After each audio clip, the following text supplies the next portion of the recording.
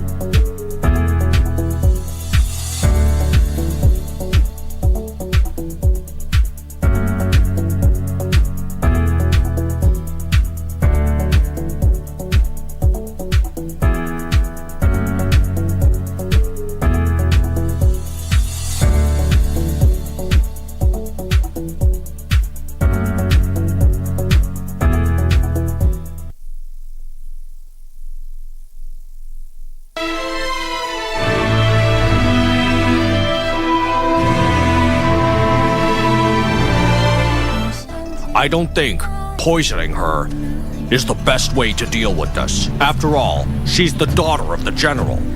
I'm the younger brother of the emperor, Prince Cheng Zhu Qiyu. I would like your daughter's hand in marriage. Kill him!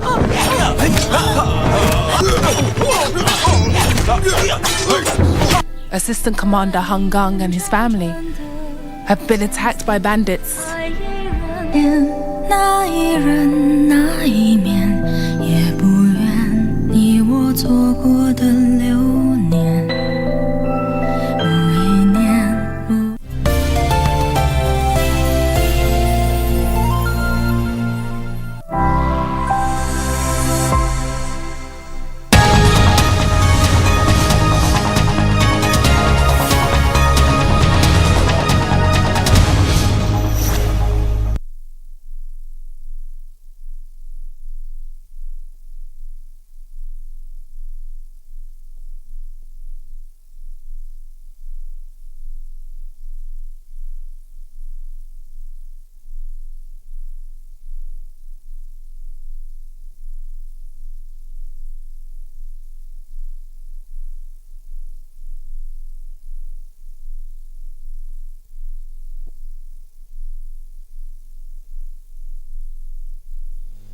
This being the 6th day of October 2021, it is the 5th session of the 12th Parliament, and the broadcast is brought to you by the Parliamentary Broadcasting Unit in conjunction with the Kenya Broadcasting Corporation. My name is Edward Kabasa. We'll take a look at the order of business this afternoon.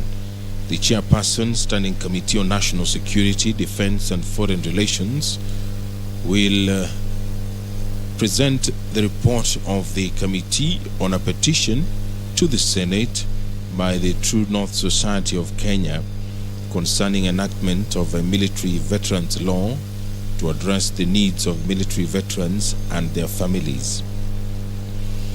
The Chairperson, Standing Committee on National Security and Defense and Foreign Relations, will lay on the table of the Senate interim report of the committee on a fact-finding mission to Laikipia County concerning the incessant banditry attacks in the county. The Senate Majority Leader will lay on the table of the Senate a number of papers, among them the annual report of the Public Service Commission for the financial year 2020-2021, the report of the National Treasury and Planning on all new loans contracted by government from 1st April 2021 to 31st August 2021. The report of the Auditor General on the financial statements of Kiambu Water and Sewerage Company Limited for the year ended 30th June 2019. The report of the Auditor General on the financial statements of Murang'a County Assembly Car and Mortgage Loan Scheme Fund for the year ended 30th June 2019. Other papers which the Senate Majority Leader will lay on the table this afternoon as the report of the Auditor General on 1. The financial statements of Murang'a Water and Sanitation Company, 2. The Narumoru Water and Sanitation Company Limited, 3. The Homa Bay County Water and Sanitation Company Limited, and 4. The Garissa Water and Sewerage Company Limited. This is for the year ended 30th June 2019. Debate will resume on a motion by the Chairperson Sessional Committee on Delegated Legislation. The motion is on the adoption of the committee's report on the Public Finance Management Equalization Fund Administration Regulations 2021 and approval of the Public Finance Management Equalization Fund Administration Regulations of 2021. Thereafter, debate on the Disaster Risk Management Bill will also resume. This bill is courtesy of Senators Mutula Kilonzo Jr. of Makueni County and Senator Sakaja Johnson of Nairobi County. Other bills which have been lined up for debate include the Kenya Citizenship and Immigration Amendment Bill. This is for the second reading. The bill is courtesy of Murang'a Senator Irungu Kang'ata. The Law of Succession Amendment Bill by Senator Bishiro Halake. The Public-Private Partnership Bill by the Senate Majority Leader. If you're just joining us, the Speaker of the Senate, Honorable Kenneth Makelo Lusaka, has stepped into the chambers. Now I will hand you over for this live broadcast this afternoon. Enjoy your viewing.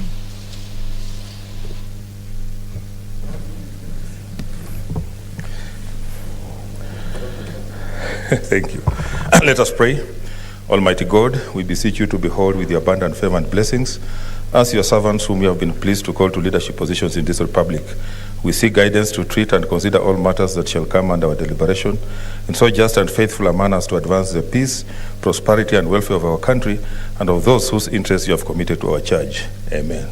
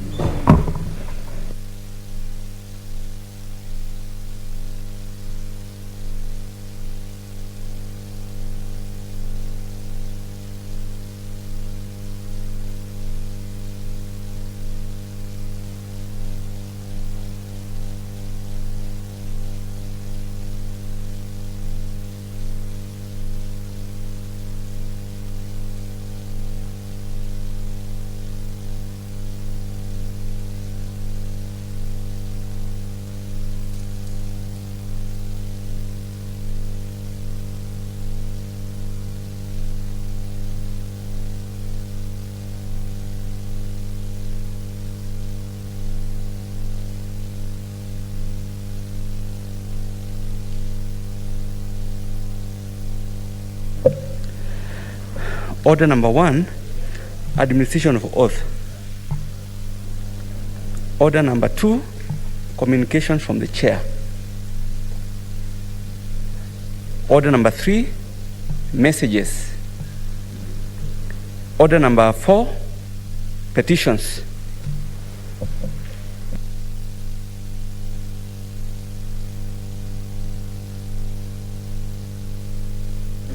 Chair, Standing Committee on National Security, Defense and Foreign Relations.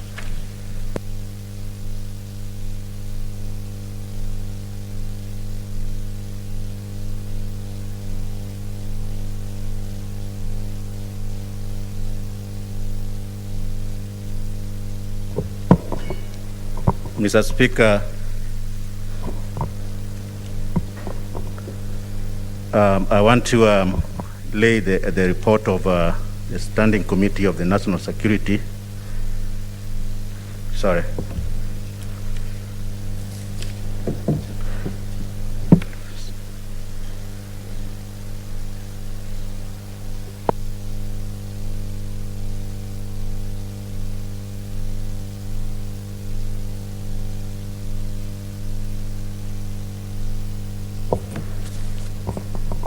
I beg your pardon, Mr. Speaker. Mr. Speaker, sir, I beg to lay the following petition report on the table of the Senate today, 6th October 2021.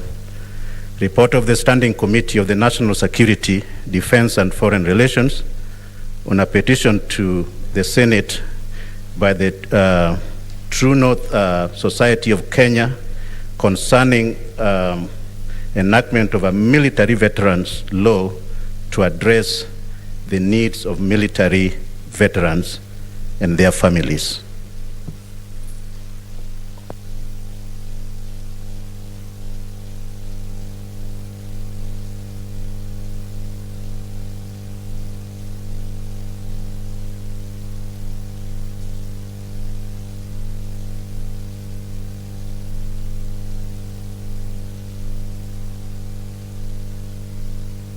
Okay, Senator Khaniri.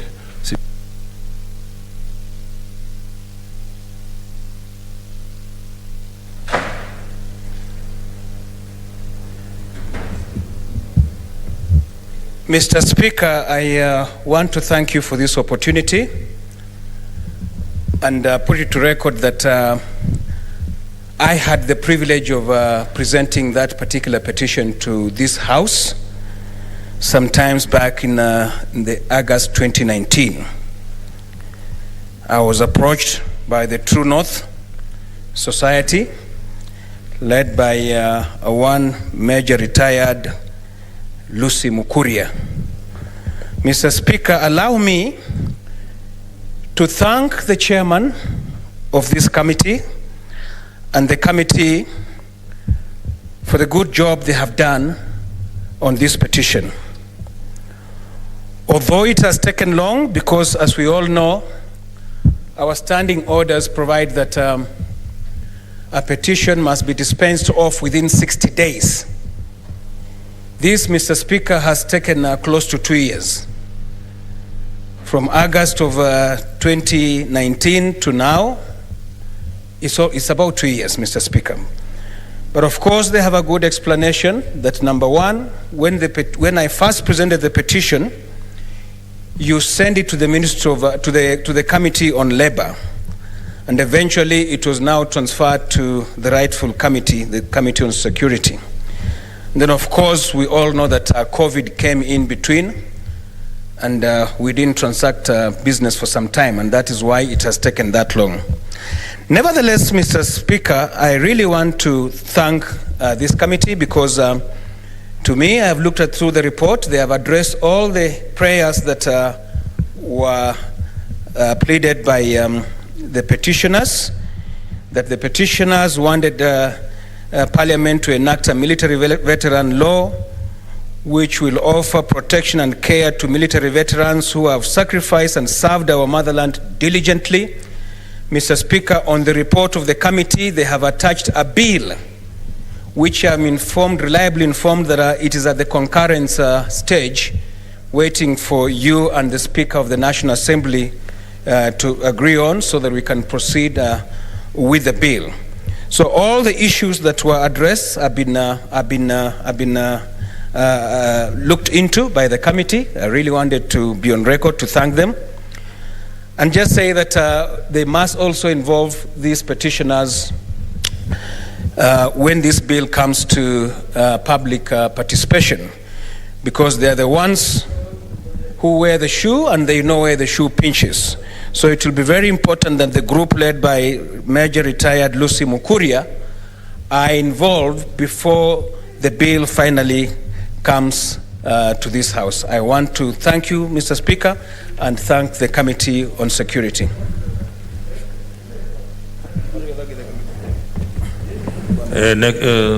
Senator Christopher, Langat? Thank you. Thank you, Mr. Speaker. I just also want to concur with Senator Kaniri in actually thanking the Security Committee on that particular matter. It is so important. They have worked with a lot of diligence to make sure that they address the needs of the people with immediate effect. I want to say, Mr. Speaker, there is nothing sweeter and so good than getting a problem solved at the right time. And I'm very sure the petitioners are so happy that their issues are being addressed at the right time. I would wish that, Mr. Speaker, I would wish to get attention because I wanted to express something very important. Okay, let's consult in low tones. Let's consult in low tones. Yes, Senator. I was saying, Mr. Speaker, that there is nothing so good, so satisfying than getting a problem solved at the right time. I just want to also register a lot of disappointment from other committees that we have brought a lot of petitions and the people have been waiting outside there for the same reports to be tabled in this house, but thus far nothing has happened. I want to say that from my county, I've also brought some issues on health to the Committee on Health, but up to today, nothing has been reported back. Some of my 2 petitions and statements have not been responded to by the Committee on Health, and now some of the things have been overtaken by events. I also want to say that there are some statements that have brought the education, and up to this time, nothing has happened. So it's my request, Mr. Speaker, that I request your seat to assist us to make sure that some committees that have not attended to our petitions and statements may do the same with immediate effect, because our clients, the people we are serving, are waiting outside there for their problems to be addressed. Thank you, Mr. Speaker. What's your point of order, Senator Milgo? Okay, thank you, Mr. Speaker. I wanted to rise on a point of order because Senator Langat is claiming that Education Committee, which I chair, has not reported on a statement he brought to our committee. Actually, we had called him on 2 meeting sessions and he was absent. So actually part of the statements that are still pending on our committee cleared, but then he has never attended. Even yesterday... Order, Senator Langat, she's still on her feet. The other day, we called him, we even called his PA, he was not coming. So is it in order for Senator Langat to come and accuse committees when he does not attend upon invitation? Thank you, Mr. What's your other point of order, Senator? There's another point of order. The same applies to the Committee of Health. I have extracts from the clerk, which he sent to me last time when he mentioned the same thing here, and I said we will attend to it in 2 weeks' time. That was a week ago. But what happens here is that he has been called severally to the committee. He has refused to attend. These are all facts here, Chairman. You can come and check here. These are all the facts here. We have attended to, we have called the governor. We have called the governor. We have dealt with that statement. He was nowhere to be seen. So let him attend to the committee. When he's called to the committees, let him come to the committees, Mr. Speaker. You don't have to lift your hand. You know how to catch my attention. Yes, Senator Langat. I just want to say from Senator, from the Committee on Health, I was invited when I was having another statement from another committee, and I had told the clerk to postpone it, and he had told me yesterday he's setting another day.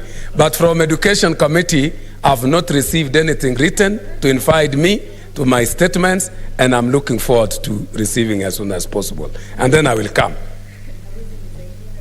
So also... Okay, next order.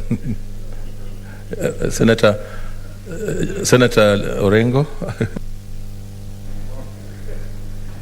Mr. Speaker, I just wanted to make a plea that instead of washing our dirty linen in plenary, if there's a problem like this, Senator Lagat could probably have complained to the committee, even write a letter of complaint Because sometimes when facts like this emerge and the people of Bomet are listening, it may not go very well.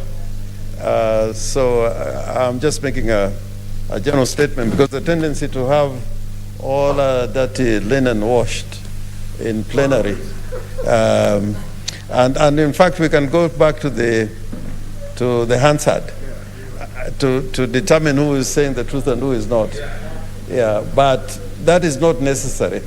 What I'm pleading is that probably Senator Lagat would have approached the committee, the chair, write to the chair. You can even write a letter of protest that your statement has not been dealt with, and come to the plenary as a last resort. Senator Khaniri. Indeed, Mr. Speaker, I want to agree with the leader of minority, my elder brother, Senator Orengo, that what has just happened on the floor of the House was totally uncalled for, and bring to your attention, Mr. Speaker, that our standing order number 96, paragraph 4, has been contravened by 2 of my colleagues, because the standing order is very clear. 96 paragraph 4 says that no senator shall impute improper motive to any other senator or to a member of the National Assembly except upon specific substantive motion of which at least 3 days notice has been given, calling in question the conduct of the senator or the member of the National Assembly. What happened, Mr. Speaker, you've witnessed the 2 senators were imputing improper motives on the part of the senator for Bomet. So, Mr. Speaker, we will need your ruling on this, because we don't want this to recur. We cannot continue contravening our own standing orders. Senator Ali. With all due respect to the senator who knows everything inside out of the standing orders, Mr. Speaker, this is the 3rd time that the senator mentions about a committee. You talk to them, if they don't respond, what do? Do you just keep quiet? We have to defend ourselves also, because on the floor, every time the committee is hit from the center, left and right. So once in a while, I think it's good we'll follow what the minority leader and Senator Khaniri have said, but let all members know that we are all in the same boat. Also, thank you. If there's anything wrong we have done, I apologize personally. Okay, I think it's clear. Just if you are called and you attend, you know this matter will not come up. So let's save ourselves by just doing what you are supposed to do, so that we don't have to be divided. You need to go there so that you clear yourself or give whatever you have. Next order. Order number 5, papers.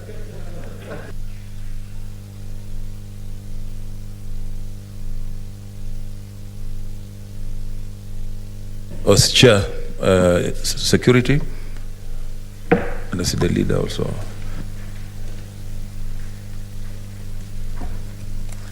Mr. Speaker, I beg to lay the following papers on the table of the Senate today, 6th October 2021.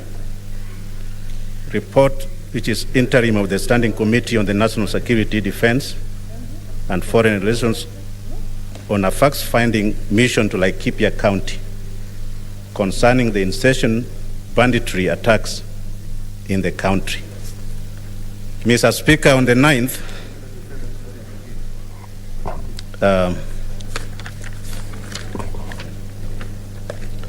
Mr. Speaker, on Thursday, 9th September 2021, Senator John Kinyua, MP, made a statement pursuant to Standing Order 47-1 of the Senate Standing Orders concerning the incessant banditry attacks in Laikipia County.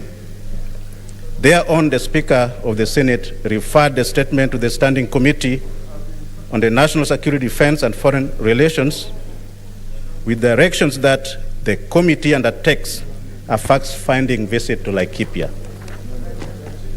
On Monday, 13th, Mr. Speaker, the committee undertook a facts-finding visit to Laikipia and held 3 meetings in 3 separate venues, namely in Maituku Shopping Center, Wakwashi Anti-Stock Thefts Camp, and Olomoran Shopping Center.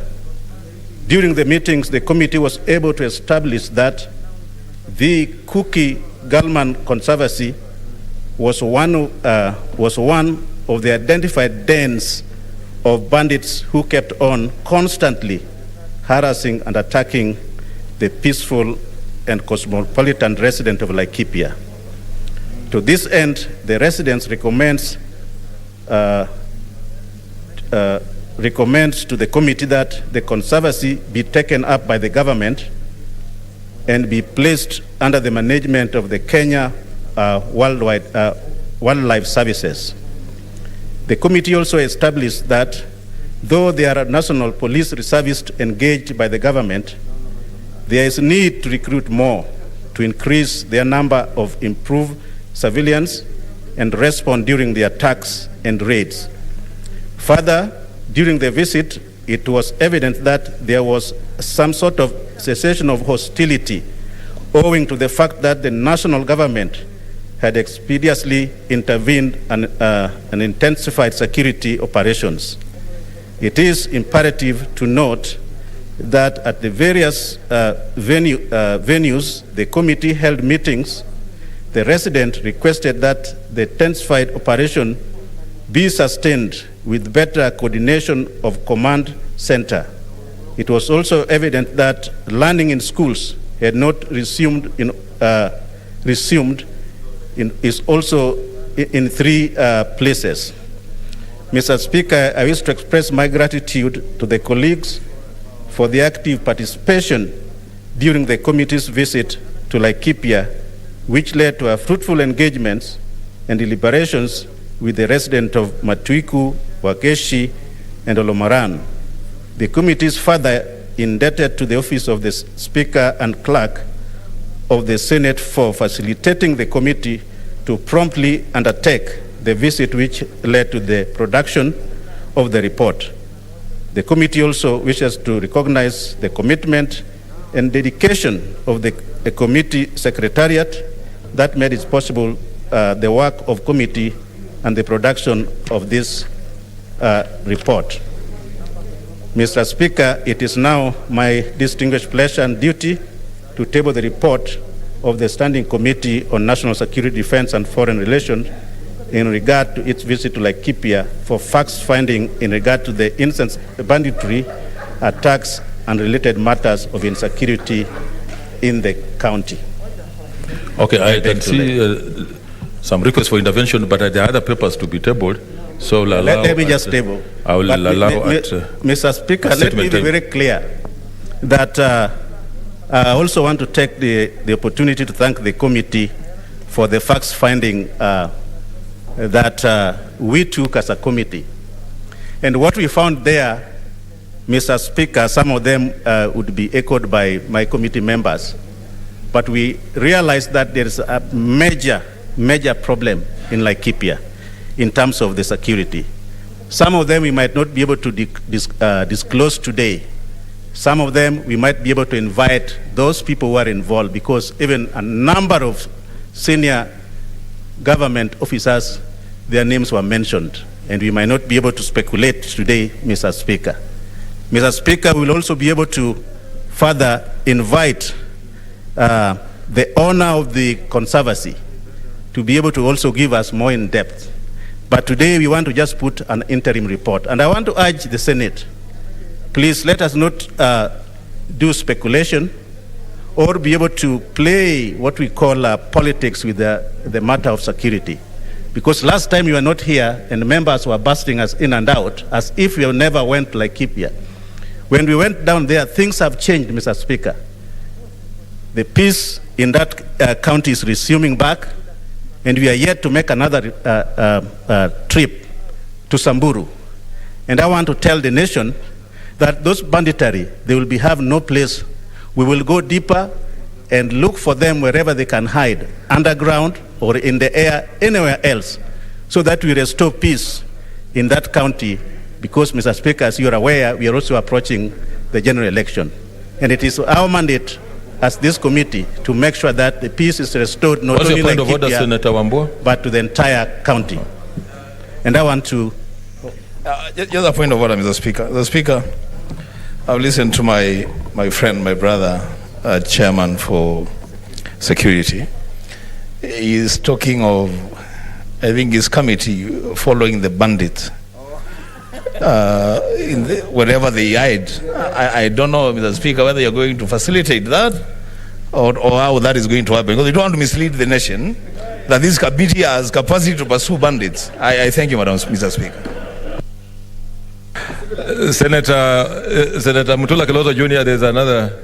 Senator Uta, you may be careful what you are addressing the nation on. Take your seat, there's another point of order. Similarly, as chair of committee, the chair cannot now substitute himself for the executive, because the statements he's making a statement as if he's the executive and will execute orders like an executive.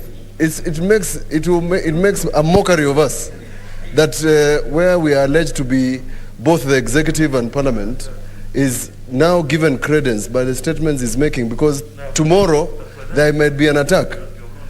And that statement will be used against not only the chair, but even the Senate itself. Senator Wetangula, there's another point of order, Senator Wood.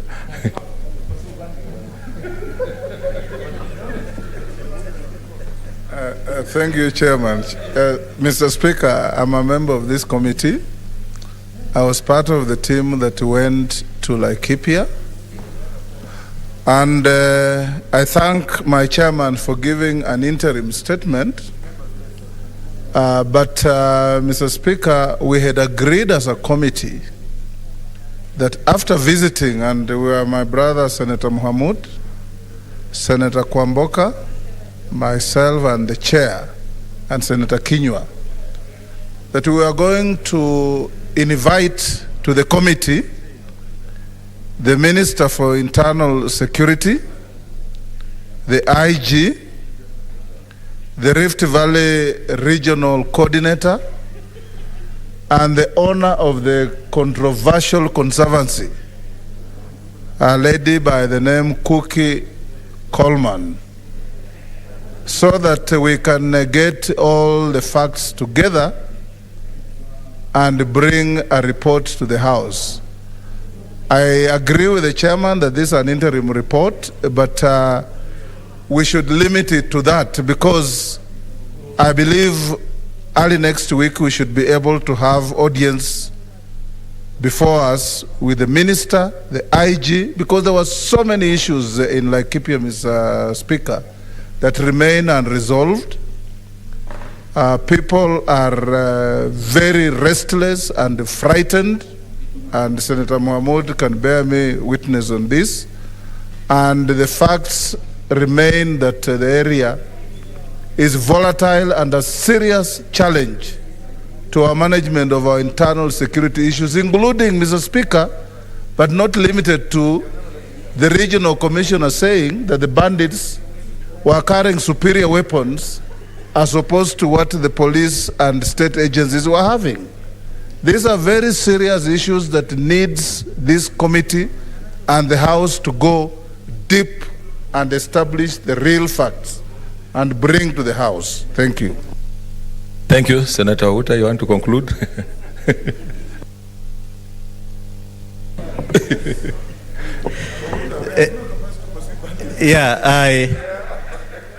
Let me just make it clear. We as a Senate, we do not have the capacity. But as the chairs, you always ask us to invite the people with the authority. And I'm just relaying what they have told me to tell the country as we give this interim report, that those banditry, they have no space in this peaceful country. And I'm just a messenger relaying from the Minister of Interior, and we are going to be able to have them here sooner or later, as we have already outlined. And I just want to, Mr. Speaker, they're going to be able to appear before us in the whole House soon as possible. So, Mr. Speaker, I don't want to go into the depth of this interim report, but wait for us when we conclude this report. Thank you. Thank you, Chair. I think in your attempt to be efficient, you may issue statements that that's not supposed to, but we appreciate what you have done. The next report.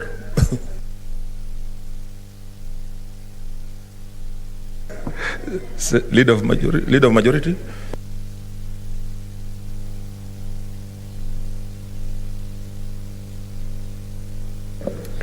Thank you, Mr. Speaker. I beg to lay the following papers on the table of the Senate today, 6th October 2021. Number 1, Annual Report of the Public Service Commission for the financial year 2021.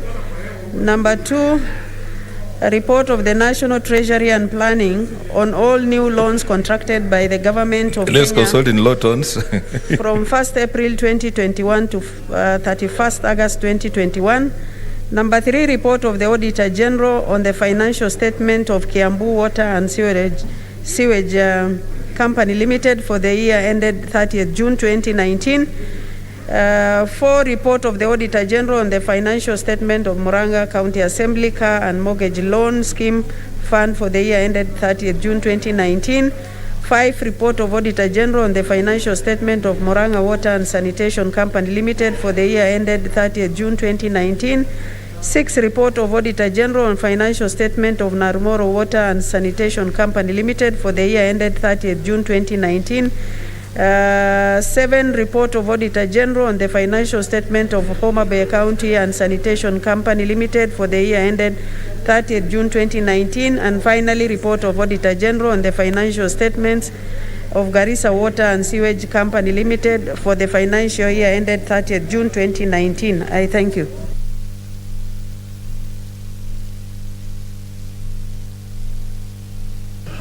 Okay, I want to issue a communication. Senator Uta.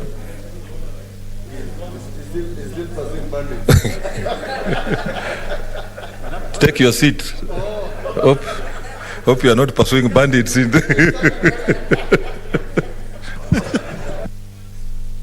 Zawadi, take your seat.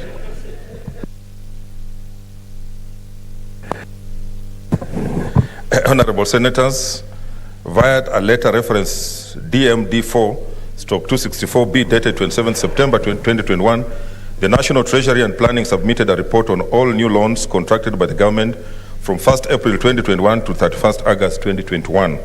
This report contains details on how all new loans signed between the national government and various creditors for the stated period. 2, Section 31(3) of the Public Finance Management Act 2021 states that, and I quote, "At the end of every 4 months, the Cabinet Secretary shall submit a report to Parliament stating the loan balances brought forward, carried down, drawings and amortizations on new loans obtained from outside Kenya or denominated in foreign currency, and such other information as may be prescribed by regulations specifying A, the names of the parties to the loan, B, the amount of the loan and the currency in which it is expressed and in which it is repayable, C, the terms and conditions of the loan, including interest and other charges payable and the terms of repayment, D, the amount of the loan advanced at the time the report is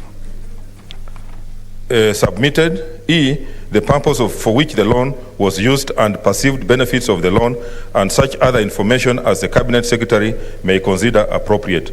Honorable Senators, this report is submitted to the Senate for information. However, the Standing Committee on Finance and Budget may scrutinize the contents of this report and make observations and recommendations thereon.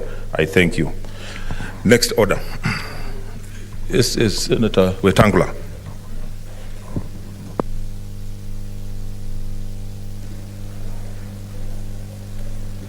Mr. Speaker, that communication is so weighty and it's a matter that the Committee of Finance, I don't see my chairman here, has been calling upon the Treasury to send that information to the committee. I would respectfully request, Mr. Speaker, that instead of the matter being passed on to the committee, because the committee is already seized with the matter on public debt, that time be allocated for this House to debate this issue. Because, Mr. Speaker, first of all, even that statement sent to you is in violation of the PFM Act. Parliament is not supposed to be informed of borrowing, it's supposed to be sought to approve borrowing. But now we are being informed after the fact. And I think this House owes a duty to the government, the people of Kenya, and everybody else to bring order in the manner in which we are borrowing resources for public development. So instead of sending the communication to the committee, I don't know what the leader of minority thinks, but this is a matter that we would have, and majority as well, that this House should have given an opportunity to comment either now or at a time SBC can allocate, Mr. Speaker. Senator Orengo, you want to? Or Senator Mutula Jr.?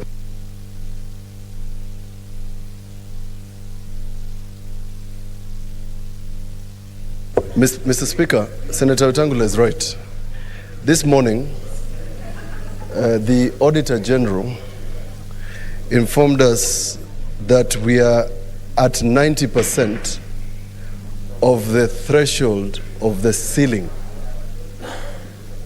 And the Auditor General further informed us, Mr. Speaker, that they were conducting an audit, an immediate audit, and give us a report. So what Senator Wetangula is requesting is key.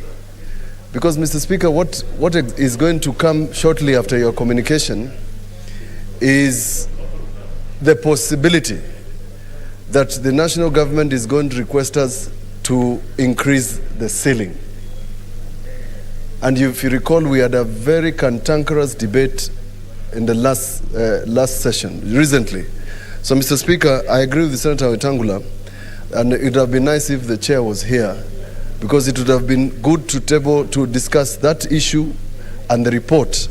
But even then, go back to what I said when I was reading the minority report on debt, that the Parliament is supposed to scrutinize whether government should continue borrowing.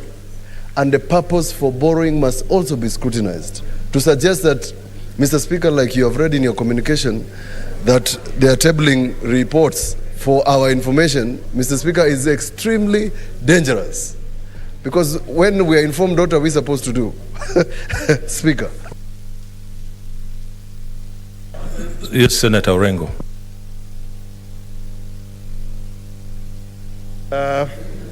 Mr. Speaker, I think the Senator for Bungoma has raised a very important issue.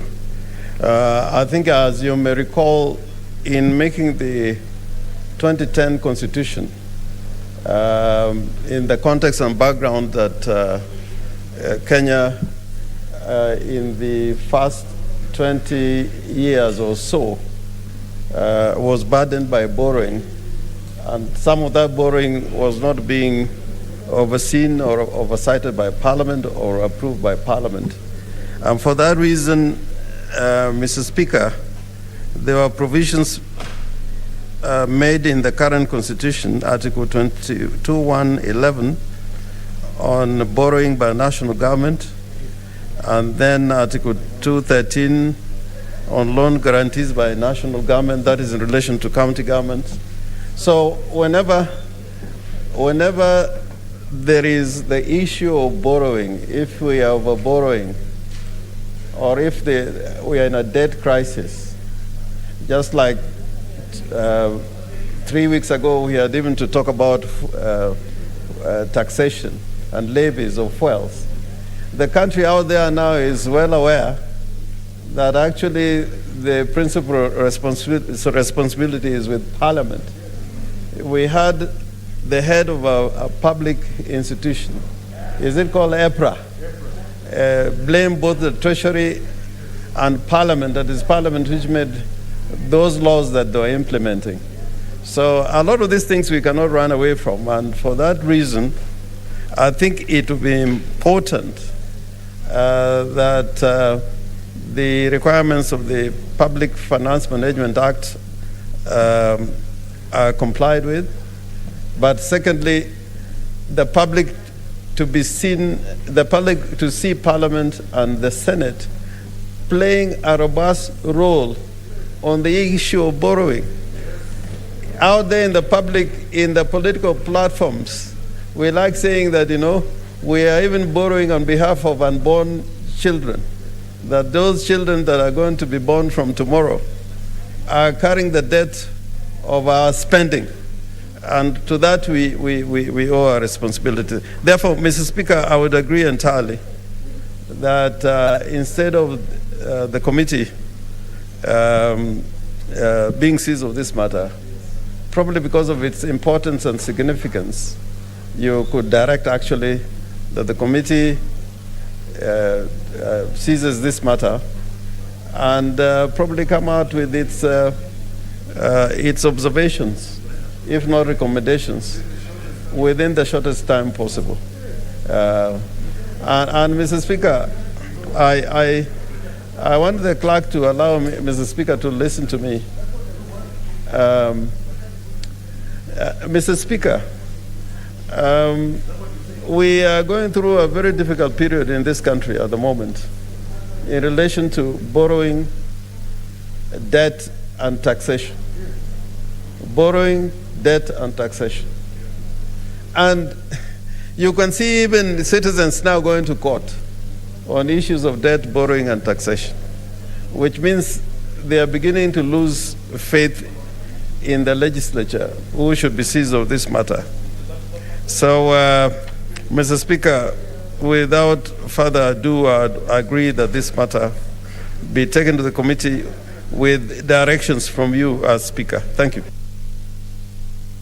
Senator Khaneri.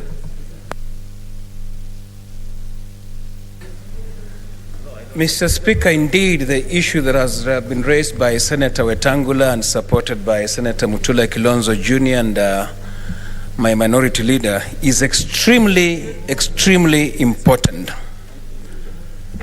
Mr. Speaker, in fact, the reason we are suffering, the reason the country is suffering is because of this borrowing. The reason they're imposing very high taxes, Mr. Speaker, and therefore causing the prices of important commodities to go up, it is so that they can be able to raise money to repay these loans. Mr. Speaker, we as the representative of the people, we must be able to bring the executive to account, and in particular on the issue of public debt. It is absolutely important that we learn to live within our means. It is absolutely important that we learn to contain our appetite for borrowing. I therefore want to strongly support issues raised by my elder brother, Senator for Bungoma, that we should not take this matter lightly. We have a responsibility given on to the House of Parliament under the Constitution, and Senator Orengo has rightly quoted the Article 211, and we expect that Treasury should seek permission from this House before borrowing, not just to come and inform us that we borrowed this and that. So, Mr. Speaker, let's take this matter a little bit more serious so that we can save the people who elected us to come to this House. I thank you. Okay, Honorable Senators, I want to agree with the sentiments expressed by the senators who have spoken and direct that this matter be referred to the House Business Committee to allocate time so that the matter can be discussed further, just beyond what the committee will do. So it's so directed. Next order. Order number 6, notices of motion. Order number 7, statements.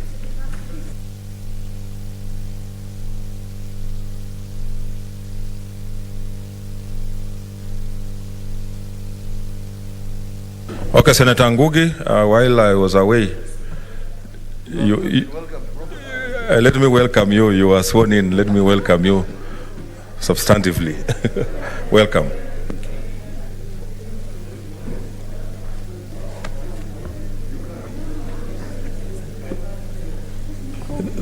That's his statement under Standing Order number 47 and his maiden speech.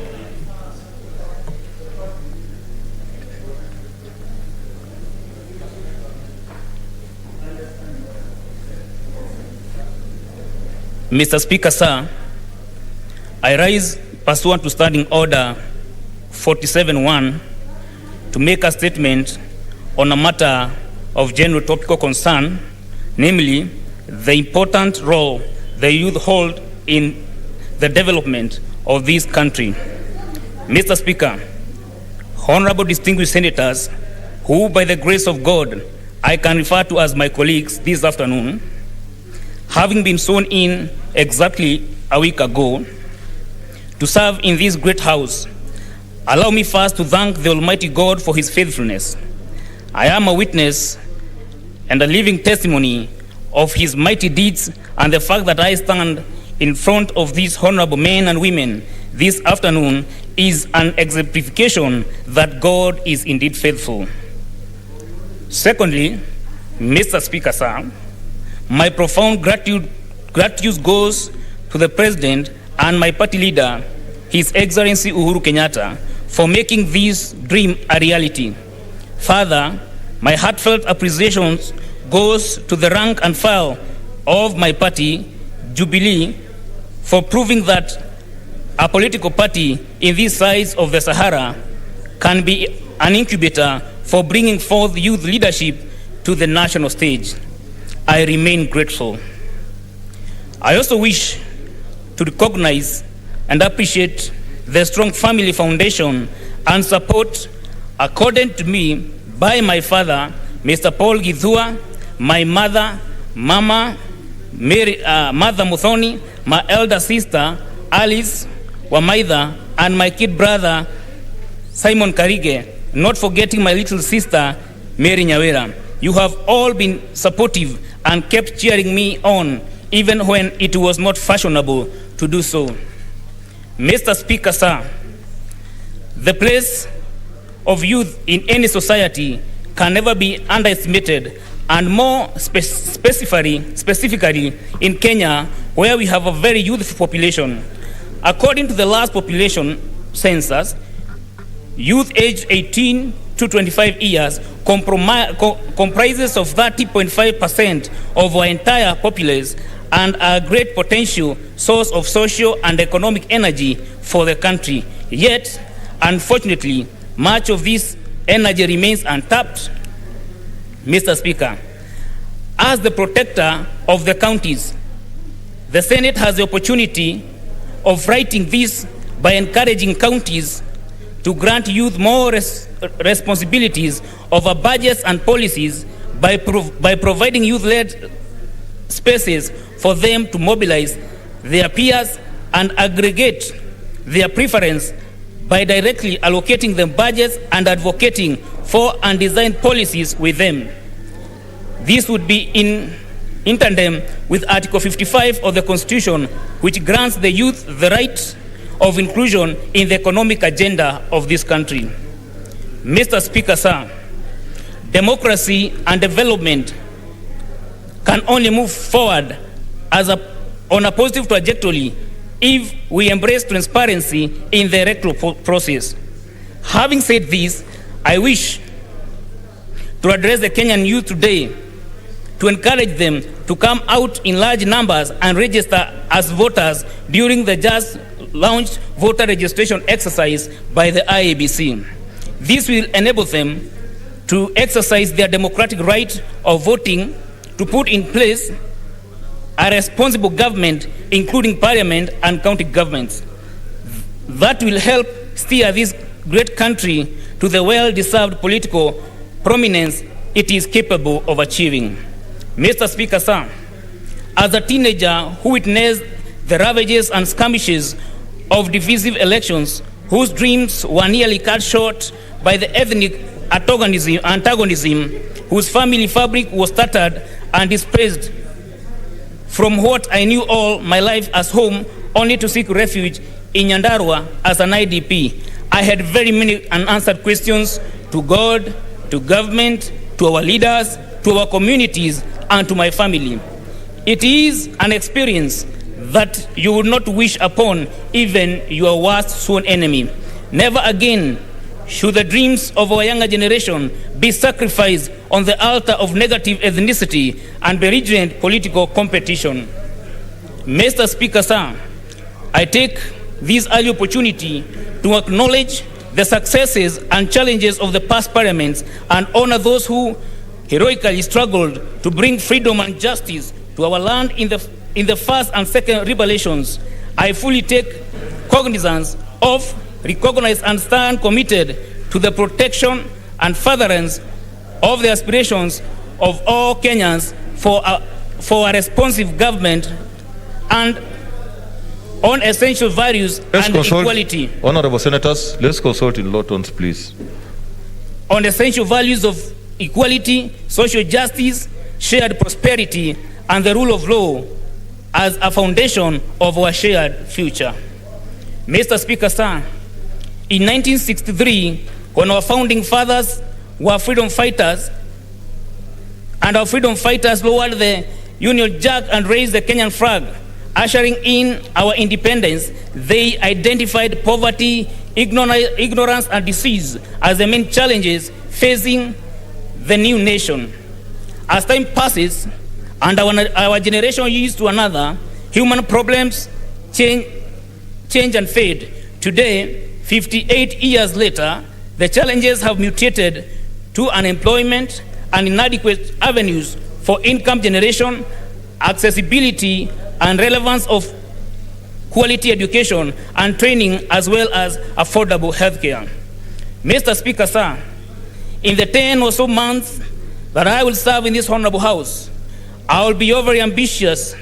It will be overly ambitious to imagine that I will provide solutions to these challenges, but I promise that I will be at the forefront in lobbying, legislating, and advocating for the emancipation of the Kenyan youth from these doldrums. I will be that flickering light that will shine hope amid despair. I will be that voice that will constantly remind this honorable house that out there lies the 3 million youth who want a cohesive and a prosperous nation. I will be that vessel ready to be used by the youth of a nation to bring forth their challenges and aspirations. I undertake to do my best to articulate and apparent and felt needs of all the youth in this entire nation, including the minority population where the Ogieks, the Dorobo, El Molo, Waata, Makonde, and many others fall. Mr. Speaker, sir, on this day, as I join this honorable Senate to engage, debate, and legislate with those who, by the grace of our great people, exercise delegated sovereignty, I assure you of being a fleeting transient phantom on the great stage of history. It has been alluded, our youth have been missing on the table, but conspicuously present on the menu.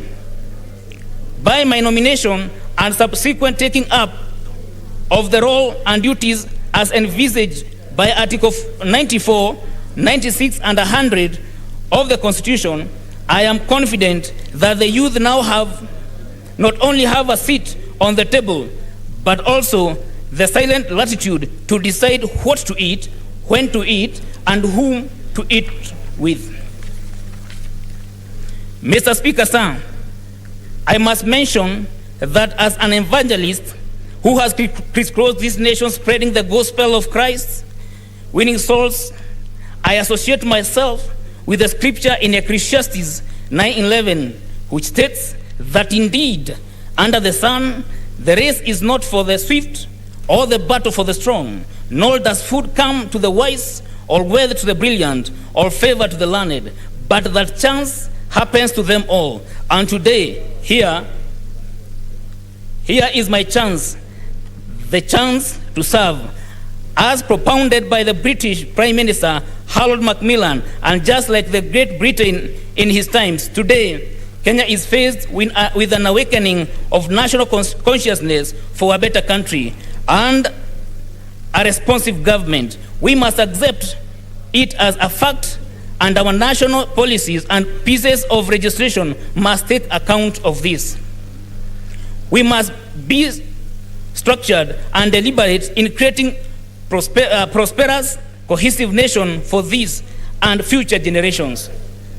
We must be committed to pushing forward the frontier of knowledge in selfless service in the needs of our people, in expanding food production, in the speeding and multiplying of the means of production and manufacturing, and perhaps above all, in ensuring quality and accessible education and training of our youth. Mr. Speaker, sir, on the same token, I submit to you and our nation that the true test of Kenya's progress is not by accumulation of wealth in the hands of a few, but the elevation of our people as a whole. Our President, His Excellency Uhuru Kenyatta, succinctly puts it that the truest test of progress in transforming our youth from earners of wages to owners of capital.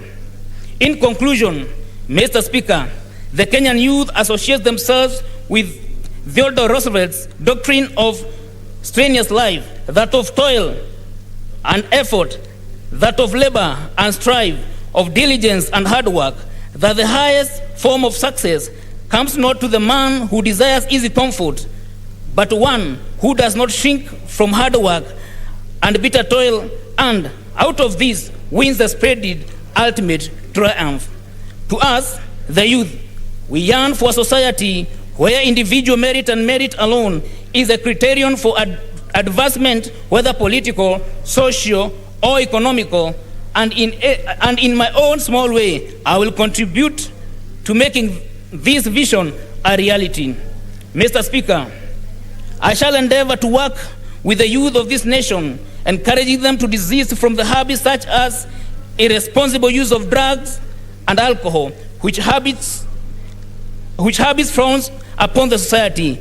I intend to empower them in ways that will ensure their mental health is prioritized as espoused in Article 43 of our Constitution, as this would help mitigate the high numbers of suicide among them that has ravaged this country of late. Finally, Mr. Speaker, when called upon to decide the question propounded in the Sermon of the Mount as to whether we shall worship God or Mammoth, I, Honorable Ngugi Isaac, will stand steadfast, firm, and unwavering on God's side. So help me God. Thank you, Honorable Speaker, for this opportunity.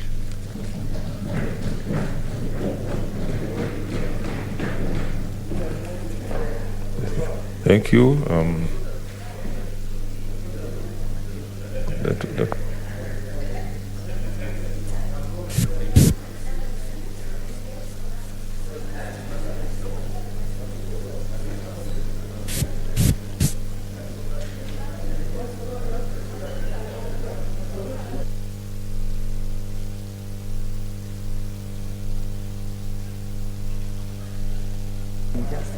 Okay, I can allow a few comments. Those who want to, Senator Orengo.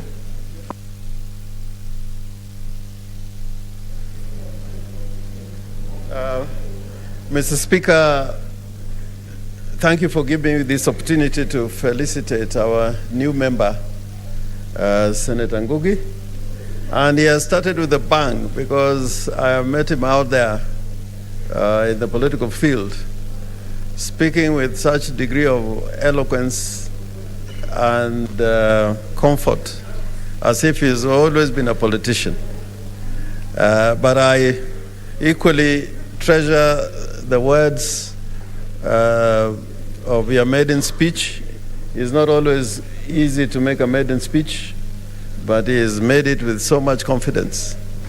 And the future of this country depends on young people, young leaders, and I think you're going to join the category of young leaders, distinguished senators who have shown so much promise not only in the debates in this House, but taking leadership out there in political parties, in guiding the people of our great republic, so that Kenya can find its place in the world.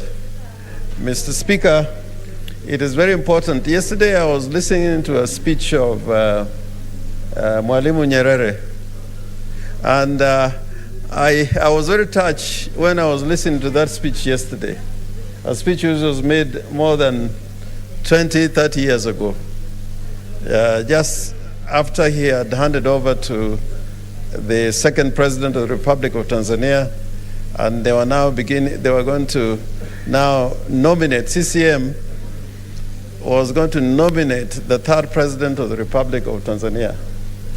Now, Nyerere was saying that we in Kenya and Uganda categorize ourselves in terms of tribes, of ethnicity, and that Tanzania was also falling prey to tribalism.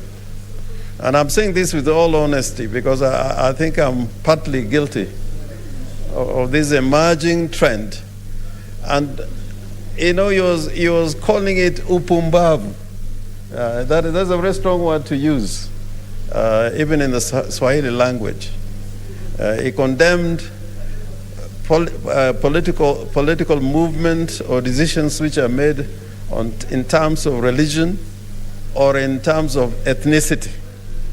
And the reason why I'm bringing this issue at this point is that Senator Ngugi is a young leader, a young Kenyan, and I hope we can advance this country with a type of quality of leadership where we are going to judge our leaders, like Martin Luther said, on the content of their character, the spirit of their leadership, as opposed to where they come from. And it would appear that in this country, if you come from a marginalized community, it would be unimaginable, even in the next 100 years, to determine whether or not somebody from a marginalized community can rise to the highest office in the land. And I see it like the other day, somebody was trying to attack Senator Sakaja, and I found it extremely foolish. In fact, Senator Sakaja came to my mind because Senator Sakaja, for him, was a lawyer in as long as he was not running for governor, but as soon as he talked about running for governor, he was now some other tribe. So I hope that Senator Ngugi, with the words of inspiration that you have expressed today, offering a new leadership, not only for the people you represent, but also in this Senate, that we can do away with bad habits, bad manners. In fact, in Kenya, actually, we can forget about ideology. I think we no longer talk about ideology in our politics. And when we are talking about ideology, just catchphrases. I would just hope that in the Kenyan political conversation will be grounded just on good manners. If we just had good manners, we'd have a great country, and even for purposes of this House, we would have a great debate on issues and on things that matter to the country. Otherwise, Senator Ngugi, wish you the best in your new, I don't want to call it a career.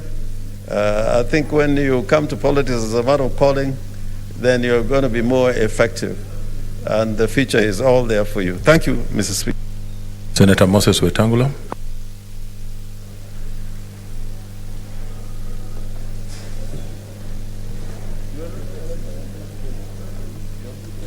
Thank you, Mr. Speaker. I listened attentively to the young Senator Ngugi making his maiden speech, and I'm happy to hear his eloquence, his vision, and his intentions to serve the people of this country. I want to join you, Mr. Speaker, to congratulate Mr. Ngugi, now distinguished senator of this House, for his nomination to replace yet another very likable and illustrious young senator, Senator Prenkei, who was a friend of everybody. And we hope that, as Chinua Achebe says, a young man who washes his hands is likely to eat with elders. He's come to wash his hands before the Senate. He's likely to eat with elders. Not to eat food, but to eat knowledge. Because this is a house of knowledge, this is a house of reason, this is a house of sobriety. This is a house where nobody shouts at another. This is a house where people sit and reason. And Senator Ngugi, you've joined a house of veterans. People like Senator Orengo, yours truly here, and others have been around for a little while. And it's not by historical accident, it's by sheer hard work. And I encourage you, now that you have been given the baptism of test of Parliament from the highest level, you know, you can be nominated like my distinguished nephew from the lower house and get graduated to the upper house. You have started from the upper house, and you have now to be determined, committed, and not to fall into the trap of what V.I. Lenin said, that the only job you start from the top is digging a hole.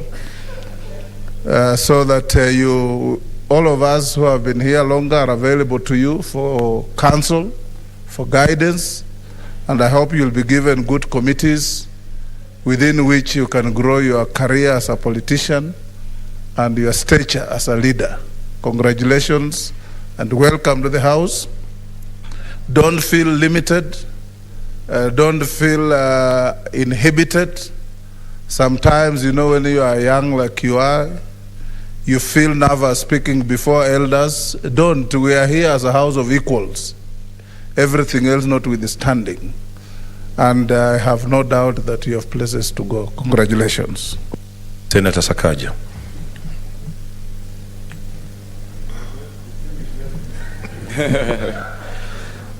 Thank you, Mr. Speaker. Mr. Speaker, I would like to take this opportunity as well to welcome our new senator. I was just telling him, and he reminded me it's true that when he came to this house, I was supposed to escort him. But he was escorted properly and introduced and sworn in. I got late that day, I had a committee issue. But I want to encourage him. First of all, he's come through a wonderful way. There are very many great men who have been nominated, and that was the entry into politics. So first, don't look down at that route. Senator Wetangula was a nominated MP. The late Senator Mutula was a nominated MP. His Excellency President Uhuru Kenyatta was a nominated MP. Of course, the super senator for Nairobi was a nominated MP. So it's a path. And even in the last Senate, Senator Madzawi will tell you, we had a lot of senators, like Senator Naisula, who you know very well, Senator Martha Wangari from your county of Nakuru, your neighboring county. She also came as a nominee. And after that, used the opportunity to get into elective politics. So it's a path. And everything happens in God's time. There's a reason why you came with us having just a year to the election. Use it very, very wisely. I want to encourage you, and I really like the speech you've made. I'd like, Mr. Speaker, he has spoken about young people, indeed the trustees of this country's posterity. And I want to add onto the scripture that is read. I think it is Timothy 4:12, that says, do not let anyone look down upon you because you're young, but set an example to the believers in your speech, in your deed, in your actions.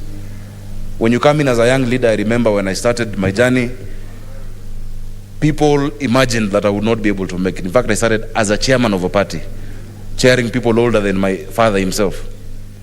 Many said my inexperience would cost our party, but because of that scripture, Mr. Speaker, I was able to earn respect. And you will learn a lot from those who are ahead of us. I miss the days I would sit with Gigi Kariuki, the late, the days I would sit with Senator Haji, but you have not come too late. You have Senator Wako, you have Senator Orengo. Spend time with Senator Orengo. Spend time with Senator Wetangula. Spend time with Senator Madzayo. They are at hand to give you guidance and advice.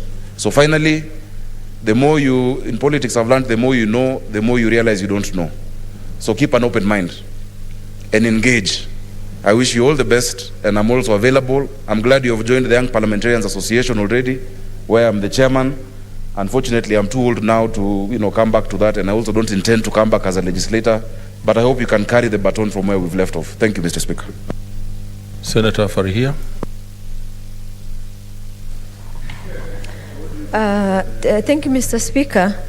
I wish to join you and my fellow senators in welcoming Senator Ngugi to this house. This is the house with most number of senior counsel. In terms of percentages, I think we have a higher percentage than the lower house. This is the house whereby we have many PhDs as well.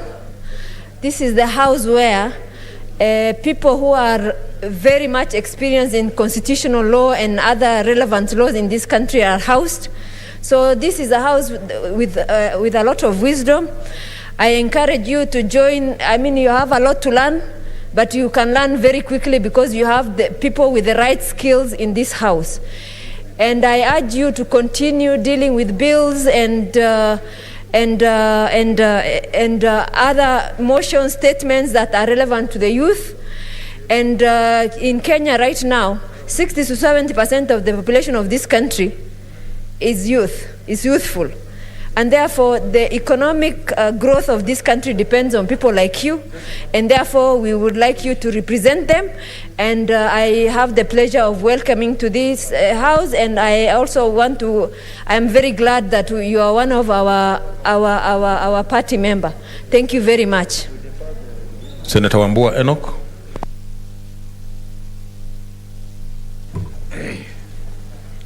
Thank you, Mr. Speaker. Mr. Speaker, I want to join you and join my colleagues in congratulating Senator Ngugi for being nominated to sit among us in the Senate.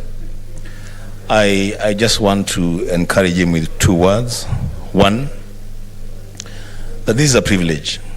It's a privilege to serve. It's a privilege to make a positive impact on the lives of the people that you represent in this house. And seeing as it were, Mr. Speaker, that Senator Ngugi has been nominated to represent the youth category in this country, a huge population, a population that feels left out in a lot of decisions about them. So decisions are made about them, without them. The presence of Senator Ngugi in this house where important national decisions are made, then he must be ready, willing, and always able to represent that voice, the voice of the youth in this Senate.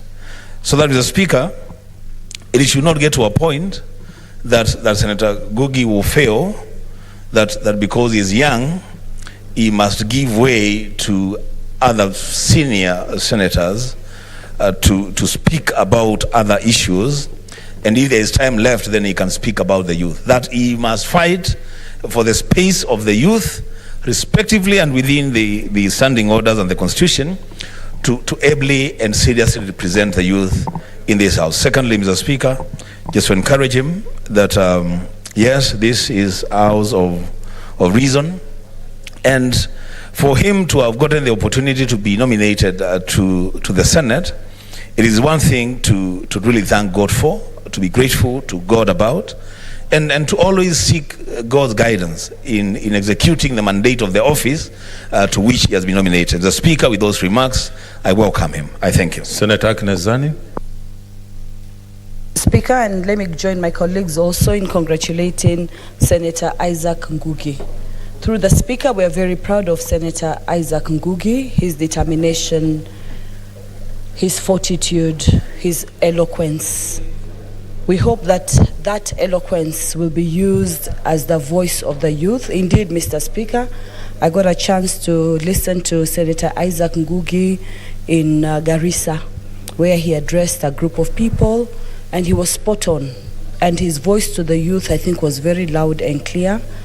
As we mourn the demise of Senator Prengei, because the Lord gives and the Lord takes away, we also appreciate that you have come in his place as a youth representative. It is a very difficult task. There's a lot of expectation that is on you. At this point, when we're looking at the IBC target of over 600 million more voters that need to be registered, clearly this falls in the category of the youth. Mobilizing them, ensuring that they understand the message, ensuring that they are politically enlightened, that they become political elites, that they can be able to make the right decisions, is probably almost a revolution in this country, because really they're capable of doing so much. That was a very, very good statement, very eloquently made. You chose to speak very quickly, and that I think was very, very good. And I think that was also your maiden speech. So in the form of a statement, maiden speech, I don't think any of the other senators who have used this method of introduction. So I think you've been looking at the standing orders. And as you look at the standing orders, kindly also to remember to look at the Kiswahili ones. I'm looking forward to hearing Senator Ngugi soon speaking also using those orders.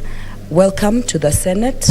I think you feel welcomed. Welcome to the Senate, and we wish you well. We really wish you well in this career. Represent the youth well. Thank you. Senator Abdullahi Ibrahim. Thank you, Mr. Speaker. I also wish to welcome Senator Ngugi. Karibu. This world has its ups and downs. Today or last week was when you were chosen to be here. Do not feel guilty or anything, because our friend has passed away, but that was the will of God. And it's also the will of God that you were appointed to this position. I wish you well. From the way you started, I think you will continue doing well. The party has appointed you.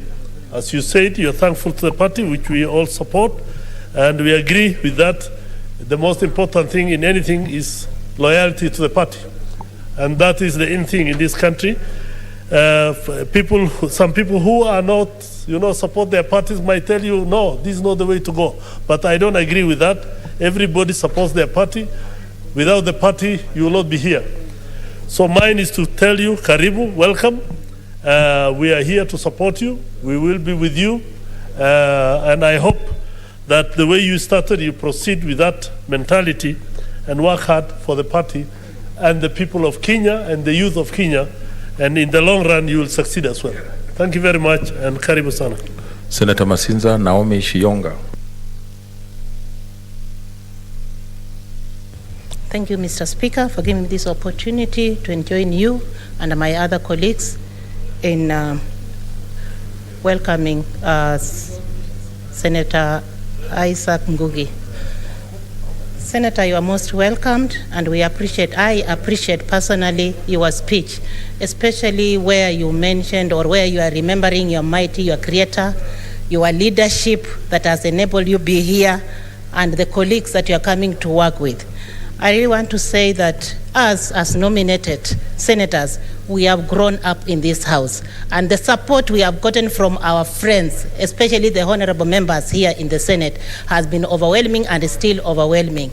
So I want to encourage you that even as you take up the mantle, it's God's wish that we had to lose Senator Prengei, but also we cannot bend or we cannot default God, because the plan of God, it has its own way and it has its own take. So I want to appreciate your speech. I want to thank you, and I want to say that welcome in this house. This house will grow you. Expect to grow. Be it in months, you will grow. We have very intelligent minds here of all disciplines. And for us who have gotten the experience, especially from when we came in this house in 2017, we have seen nominated senators excelling. Even the current president, I want to tell you, He was once nominated and he's leading the government of Kenya. So take a mile that you can be anything when you come through this Senate. Thank you, Mr. Speaker, and I join you again to welcome Senator Ngugi in the Senate of Kenya. Thank you. Senator Wako Sitswila Amos. Thank you very much. I wish to join my colleagues in giving the youngest senator in the House my sincere congratulations on your nomination. I must say, I've already been impressed by two things. One, the way you handled out of this office your nomination. The Speaker, sir, it may be recalled, on the unfortunate passing away of Senator Perengei, at every meeting, people were pleading to the authorities that you must have an Ogiek to replace Perengei. And then up came the name of the youngest senator now, and he was not from the community of Ogiek. And I'm therefore very pleased, before you came to this house, before you were sworn in, on the way you handled that particular problem, that you are there for the youth, and you represent the youth, and you'll also be representing even the minorities. And then I heard statements from the Ogiek community that they now accept you. So that is a plus for you. Continue along that path. The other one is your speech today, outlining your vision, quoting our founding fathers. I was quite a bit interested also in your quoting Harold Macmillan. Harold Macmillan became a member of parliament at a very young age and went on to become the Prime Minister of the United Kingdom.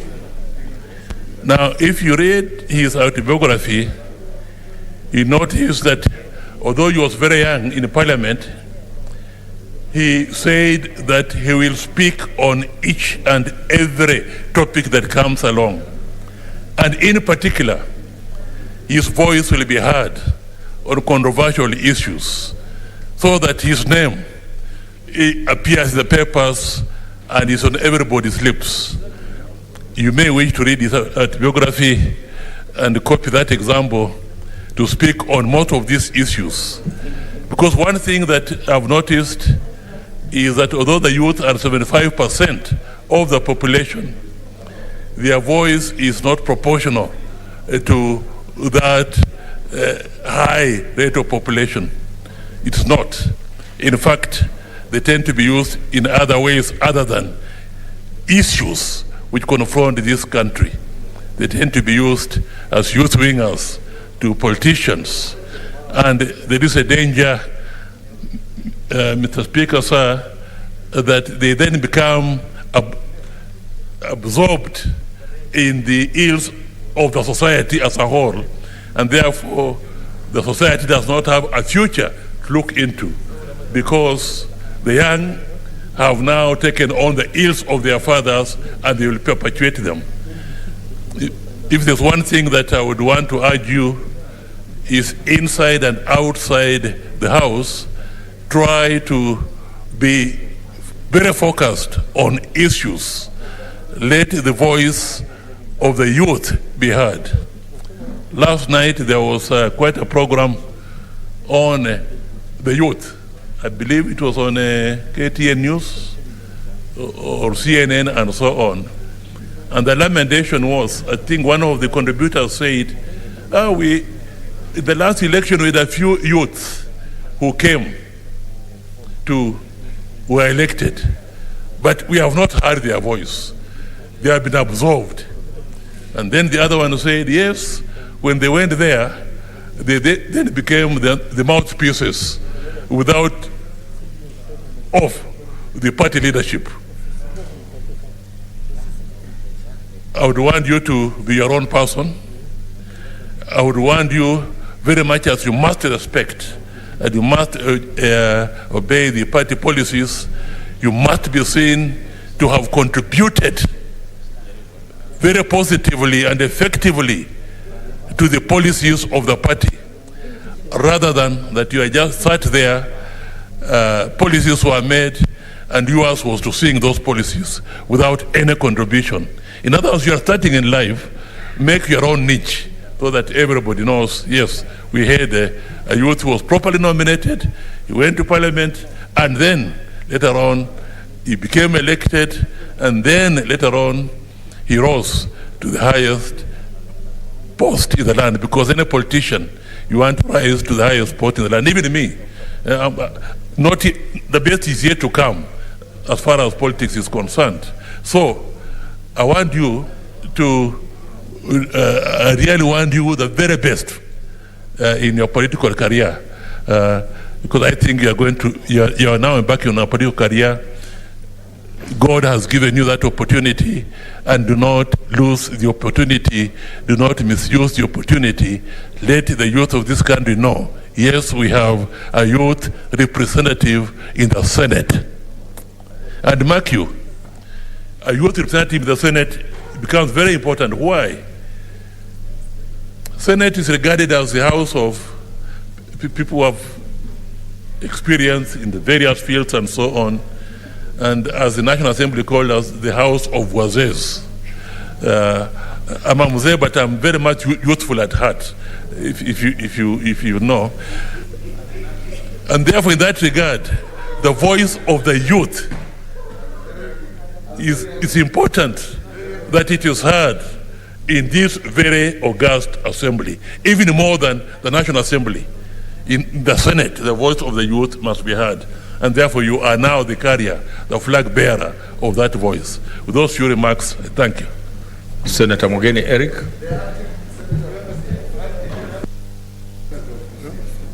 Thank you, Mr. Speaker. First, Mr. Speaker, I also want to join my colleagues in congratulating our youngest senator, Senator Isaac Ngugi. The first time I saw the name, Mr. Speaker, I was privileged to ask my neighbor here, Senator Zani, who this Isaac Ngugi is. And by coincidence, Mr. Speaker, Senator Dr. Zani informed me that Isaac is a person she has known for a while, and that she was a student, University of Nairobi, if I remember, in social statistics. And she did confide to me that as a teacher, she passed a judgment that is a young, brilliant mind. And Mr. Speaker, that has been confirmed to me, because it was just last week that Senator Ngugi was escorted to the House. And within a couple of days, in fact, before we finished 2 weeks, he has exhibited courage by rising up to give his maiden speech. So congratulations, Mr. Ngugi, and I've carefully listened to your speech. I discern from your speech that you have a passion for the youth, and I can assure you that if you go back to your counties, you realize that your job is cut out for you. When you go to counties, you realize that not many counties have complied with the procurement laws that obligate counties to award contracts to women and to youth.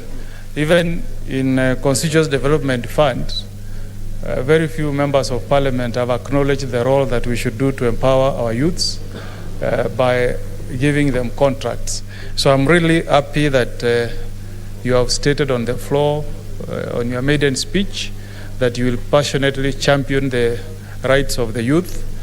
If you look at our statistics, you are the majority, we are the minority. I think about 75% of our population in this country is youth. That is people aged between 18 to 35 years. So I really hope that Senator Ngugi, you will be the ambassador of the youths in this Senate, and that you'll be in the forefront in championing issues that affect the youth. There are so many youths that have registered companies in the hope and expectation that county governments will give them contracts, but that has not happened. So I really hope that we'll take it up. As I conclude, you have come in to replace Senator Pringei, a very pleasant, jovial young man whom we sorely miss in this house. He's the one who used to put us together in sports.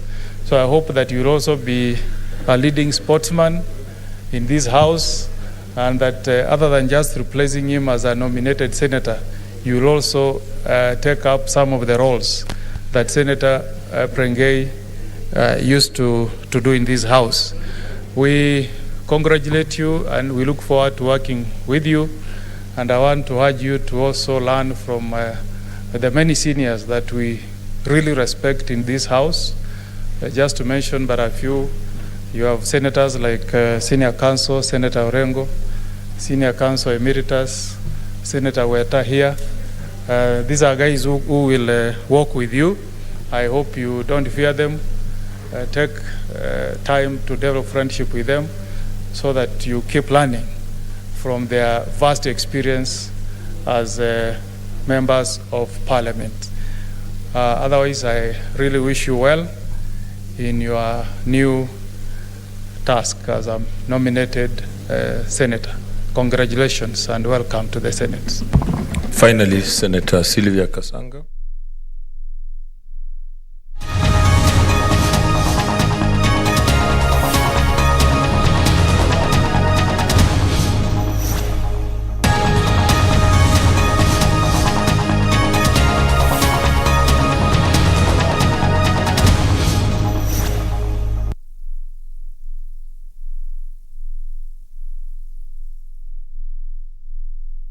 Is being distracted by the member of Kikuyu, and I would want him to listen.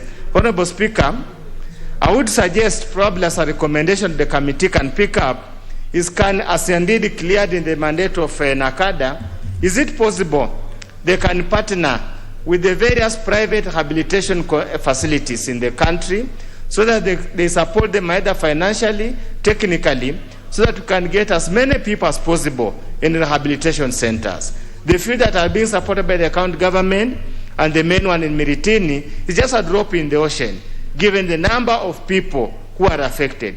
Many members of parliament here can tell you horrifying stories of how many people in their constituencies that have been rendered zombies because of excessive drinking and drug abuse, especially Bang, where I come from, and where one of the speakers come from, as I pass there, plus heroin and other narcotic drugs in the coast region.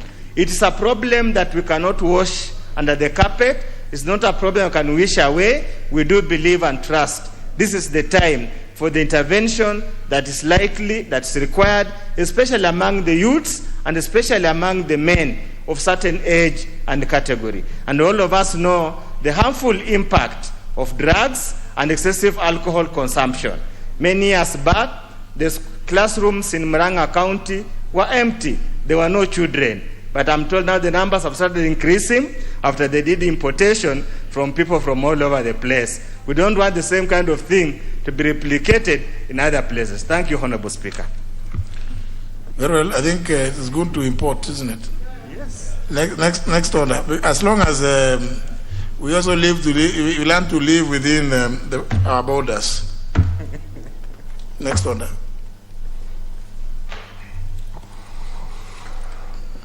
Order number 8, motion. Report of the Committee of the Whole House on the President's reservation to the Refugees Bill, National Assembly Bill number 62 of 2009. Question to be put.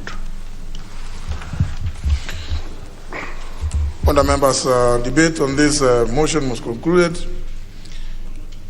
by the Committee of the Whole House.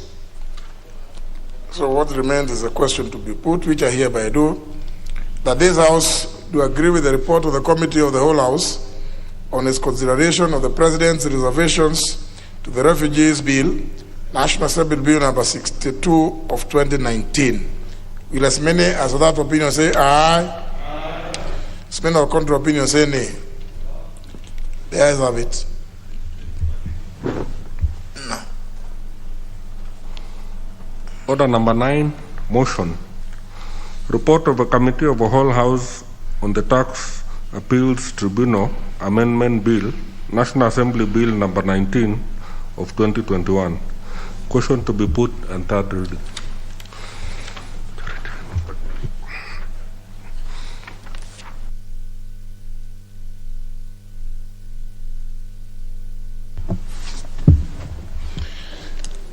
Well, again, I put a question, which is that this House do agree with the report of the Committee of the Whole House on its consideration of the Tax Appeals Tribunal Amendment Bill, National Assembly Bill number 19 of 2021.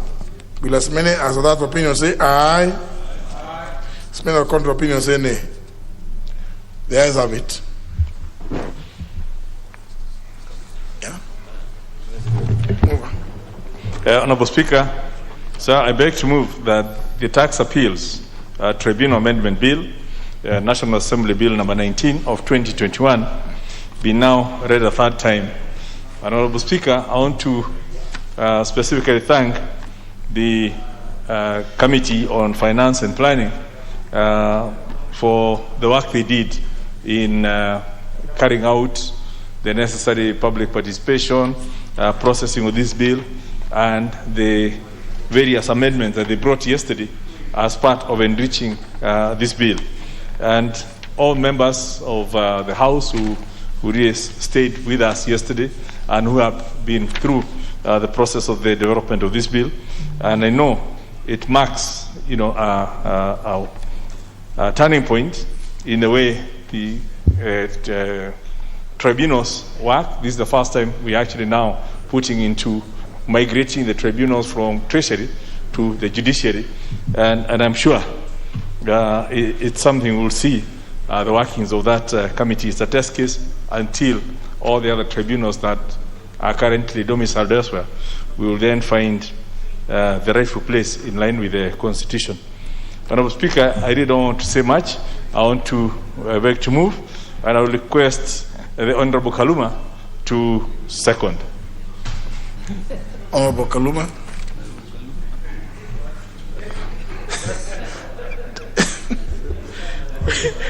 Honorable Speaker, I second. Well, honourable members, I propose a question, which is that the Tax Appeals Tribunal Amendment Bill, National Assembly Bill number 19 of 2021, be now read a third time.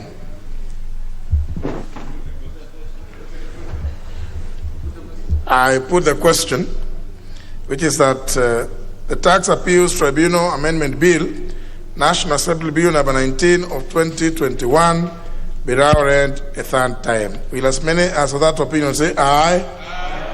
As many or contrary opinion say nay? The ayes have it. A bill for an act of Parliament to amend the Tax Appeals Tribunal Act 2013 and for connected purposes.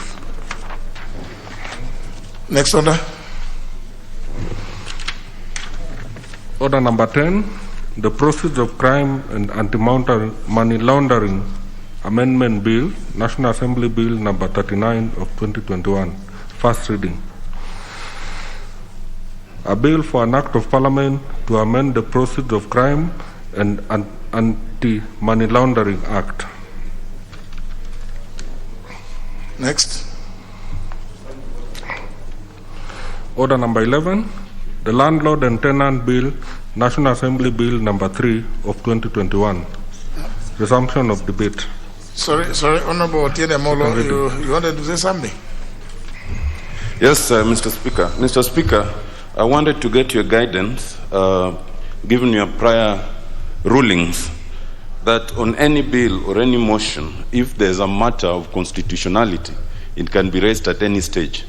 I did have a matter of constitutionality on the Proceedings of Crime and Anti-Money Laundering Bill, and I wondered if I could raise it at this stage or we await the second reading.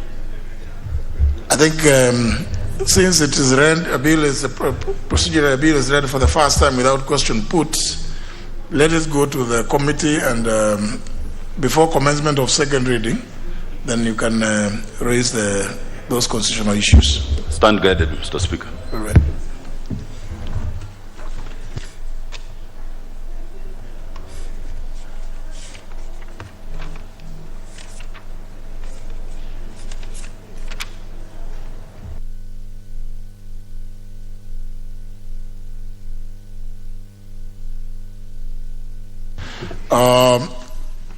On the Landlord and Tenant Bill, National Assembly Bill number 3 of 2021, the Honorable Shadrach Mose was contributing at the time the House rose yesterday, and he has a balance of 7 minutes.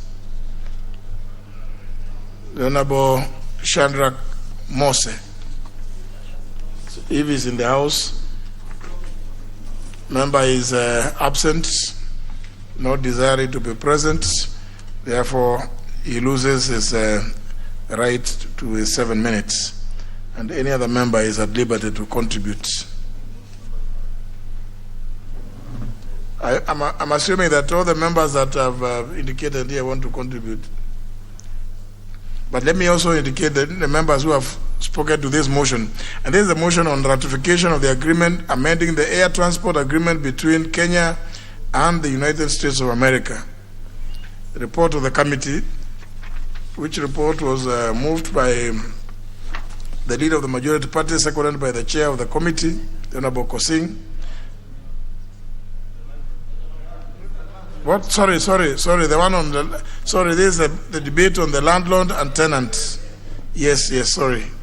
The following members have contributed. This is the Honorable Tonui Kiprotich, the Honorable Makali Mulu, the Honorable Ngugi Duati, the Honorable Manzo, the Honorable Mili Otiambo, the Honorable Oscar Nabulindo, the Honorable Mwangi Mburu, the Honorable Atanas Munyinyi, and the Honorable Mose. So any other member, my assumption is that the ones that have indicated that they want to do. Yes, what's your point of honor, Honorable Undo? Speaker, I'm not worried, probably give you a point of information, but yesterday afternoon or evening, quite a number of us had spoken on the matter, and actually Honorable Mose finished his contribution, and I remember the last member of parliament to contribute was Mheshimiwa Kairaho, just probably so that we don't have a confusion. Having been in the House yesterday, I'm duty bound to basically point out what happened. Thank you, Honorable Speaker. You're actually right, Honorable Undo. The Honorable Mose contributed, followed by yourself, and then Honorable Kerao Juguna. And he also finished because he shown to have began contributing as 1851. I think part of the record here is not correct. So the other members who want to contribute to this, I can see on top of the list, because there's no really need for me to go through otherwise than through the list, is the Honorable Sankok. Thank you very much, Honorable Speaker, for giving me this opportunity. Because, Honorable Speaker, the Landlord and Tenant Bill, National Assembly, Bill number 3 of 2021, is a very important bill and timely to be in front of this House, Honorable Speaker. Because, Honorable Speaker, remember, we have to protect our tenants as well as protect the landlords who are our investors, Honorable Speaker. Honorable Speaker, the wheel of our economy can be moved if there is a good relationship between landlords and tenants. Honorable Speaker, because in some electoral circles we have seen leaders raising temperatures and emotions of their constituents so that they can be elected, telling them that they can stay in other people's investments without paying, Honorable Speaker. Honorable Speaker, in 2007, we witnessed massive boycott of payment of rents, Honorable Speaker, by tenants who have been paying promptly their rents, Honorable Speaker, courtesy of some political statement. So, Honorable Speaker, this bill have come at the right time so that we can warn politicians that they can do their politics, but let them not do politics on citizen properties, Honorable Speaker.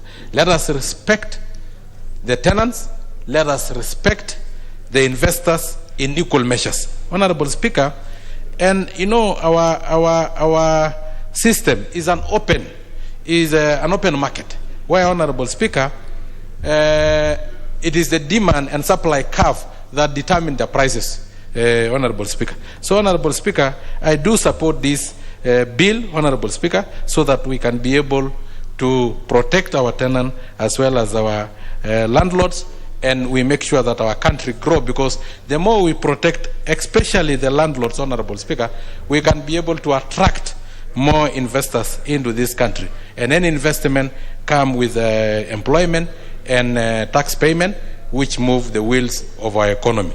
I do support, Honorable Speaker. Member for Seme. Thank you, Mr. Speaker, for giving me opportunity to contribute to this. Mr. Speaker, I rise to support this bill. Mr. Speaker, the object of the bill is to actually provide a framework to balance the interest of landlords and tenants in a free market economy. Mr. Speaker, this is an area where, to a large extent, the tenants have really suffered. Whereas it is the right of the landlords to invest and get returns for their investments, it is equally the rights of tenants to enjoy peaceful habitation. However, Mr. Speaker, that has not been so, and there has been a tendency overall that as much as landlords have been complaining of lack of payments, but I think the suffering of tenants have been great. This bill, therefore, comes at the correct time, and it brings together all the acts, the three of them, that were scattered, and therefore made it difficult for the landlords and the tenants to cohabit, to live together and within the law. And therefore, I support this bill because that is exactly what we need to protect either side. We are aware that renting premises is actually the biggest part of real estate, and that is how investors get their money back. It is therefore important that that is also protected.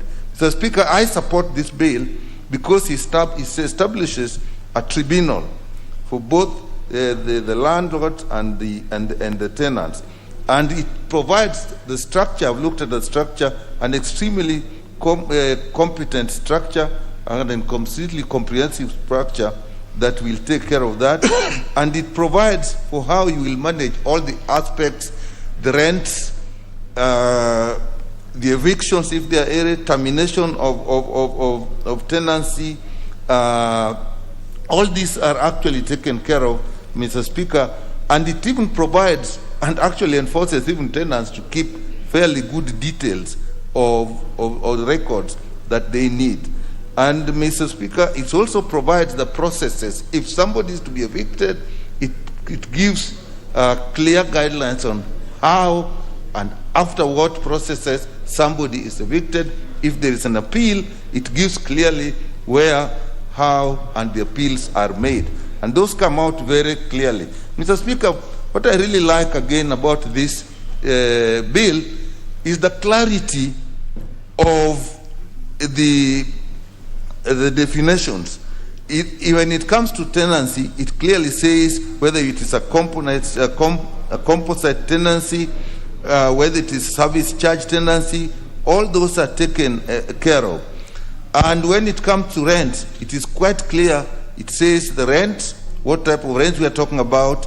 Fair rent is defined. What is a fair rent? It takes into consideration the environment in which the premises are, whether it is a premises, a domestic premise, or it is a business premise.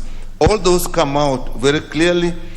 And, Mr. Speaker, it also brings a clear distinction, which probably we'll have to look into, the house and the land on which it stays. Because for a long time, actually, I believe that once there is the development on the land, is basically the same. But it gives a clear distinction on how the land can be used even when the house is rented.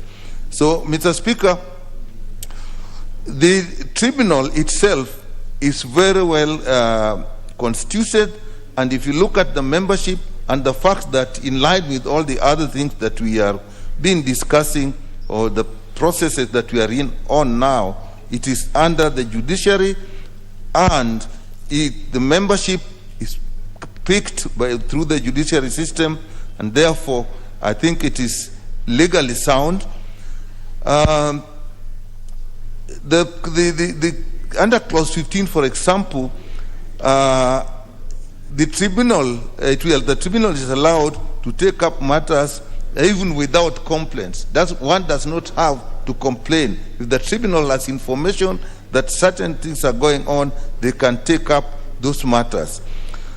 And it has the power to summon all the parties. So, Mr. Speaker, I find this bill is going to take us a long way. It's going to protect the tenants, and it's going to make sure that the landlords receive their investment, returns from their investment as they intended. With that, Mr. Speaker, I support this bill.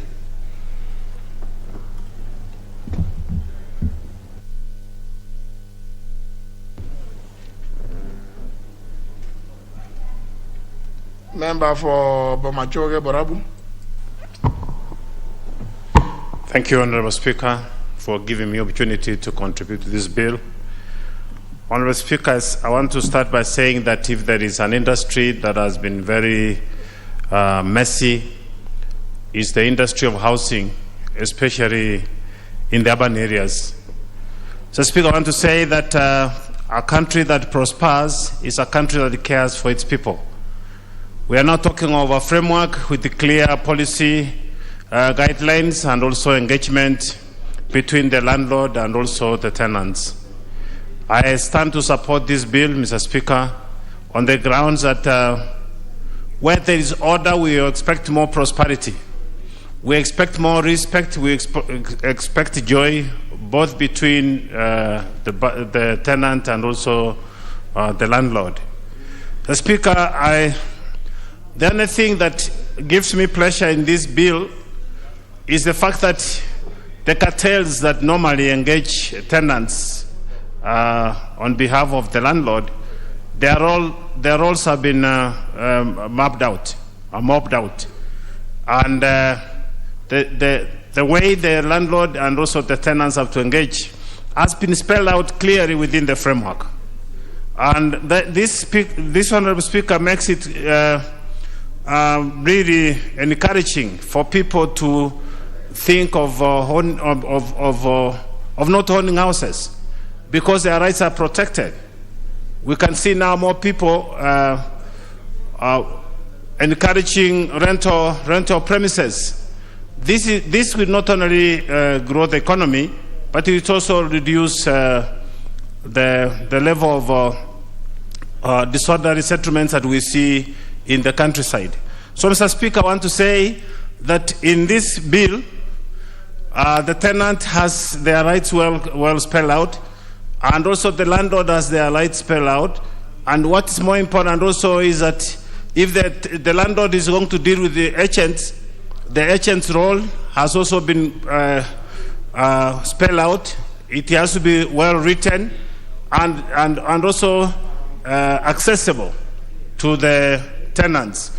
In normal circumstances, we have been operating as a country full of cartels, and that has been very frustrating. So, Speaker, I therefore support this bill and look forward to see the country having a tenant and landlord relationship improved. Thank you very much. Member for Arienda. Thank you, Mr. Speaker.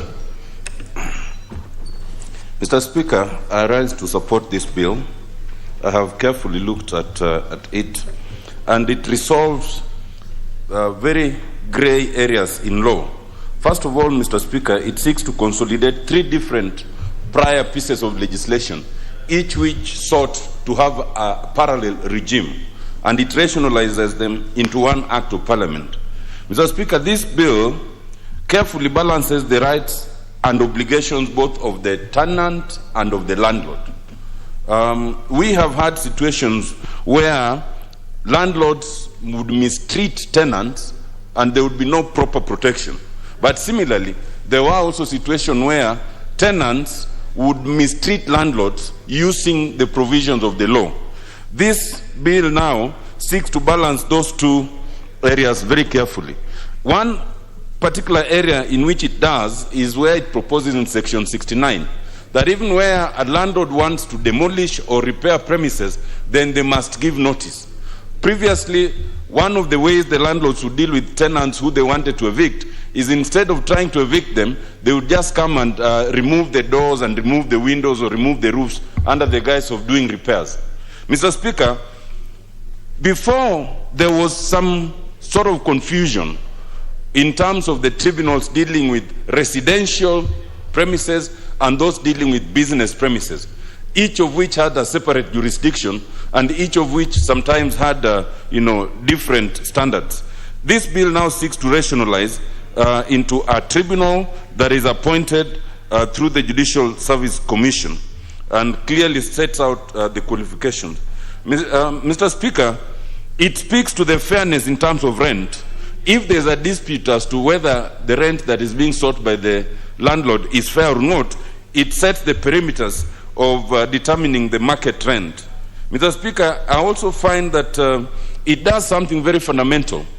Previously, the Business Rent Tribunal and the Rent Restriction Tribunal did not have the full jurisdiction that most courts would have. And in that respect, sometimes they would not have the right to give injunctions.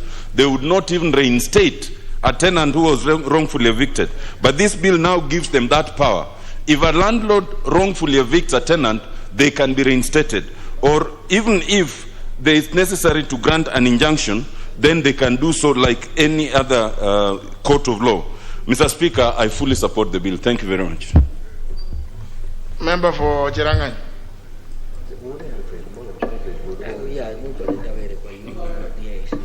Member for Cherangany.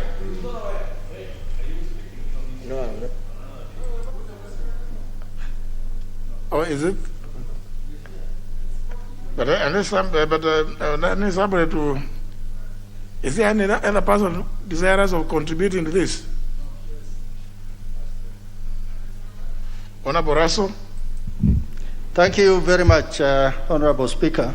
Honorable Speaker, I rise to support this bill. I want to appreciate that this bill is about the progressive nature of our law. That the laws of this country, if it keeps with the time, then we all appreciate it. Because for those who are property owners, if you have a house and tenants are living in, actually you will find that this bill is very important. Also for those who are tenants in people's houses, when they read this bill, they find that there are red lines for both the landlord and the tenant. Honorable Speaker, why am I saying this?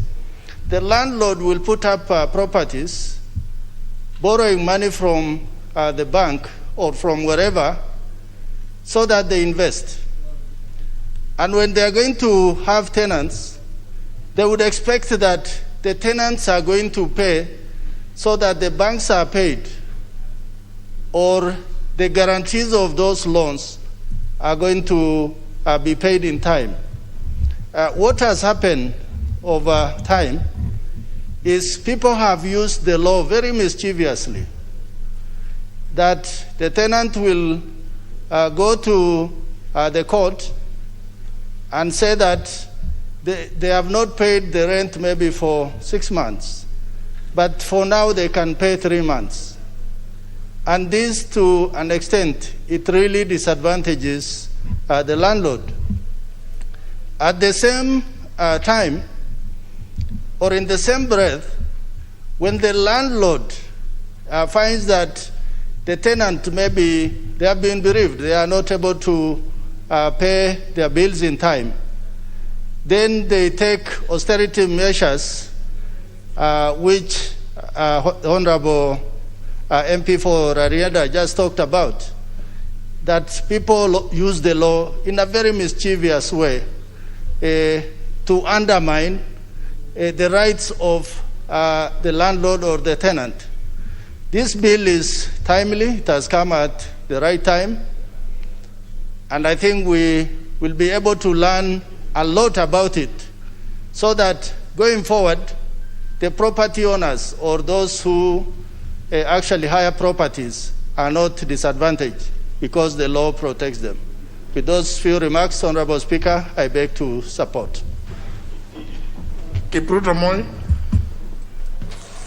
Thank you, Mr. Speaker, for this opportunity to contribute to this landlord-tenant bill.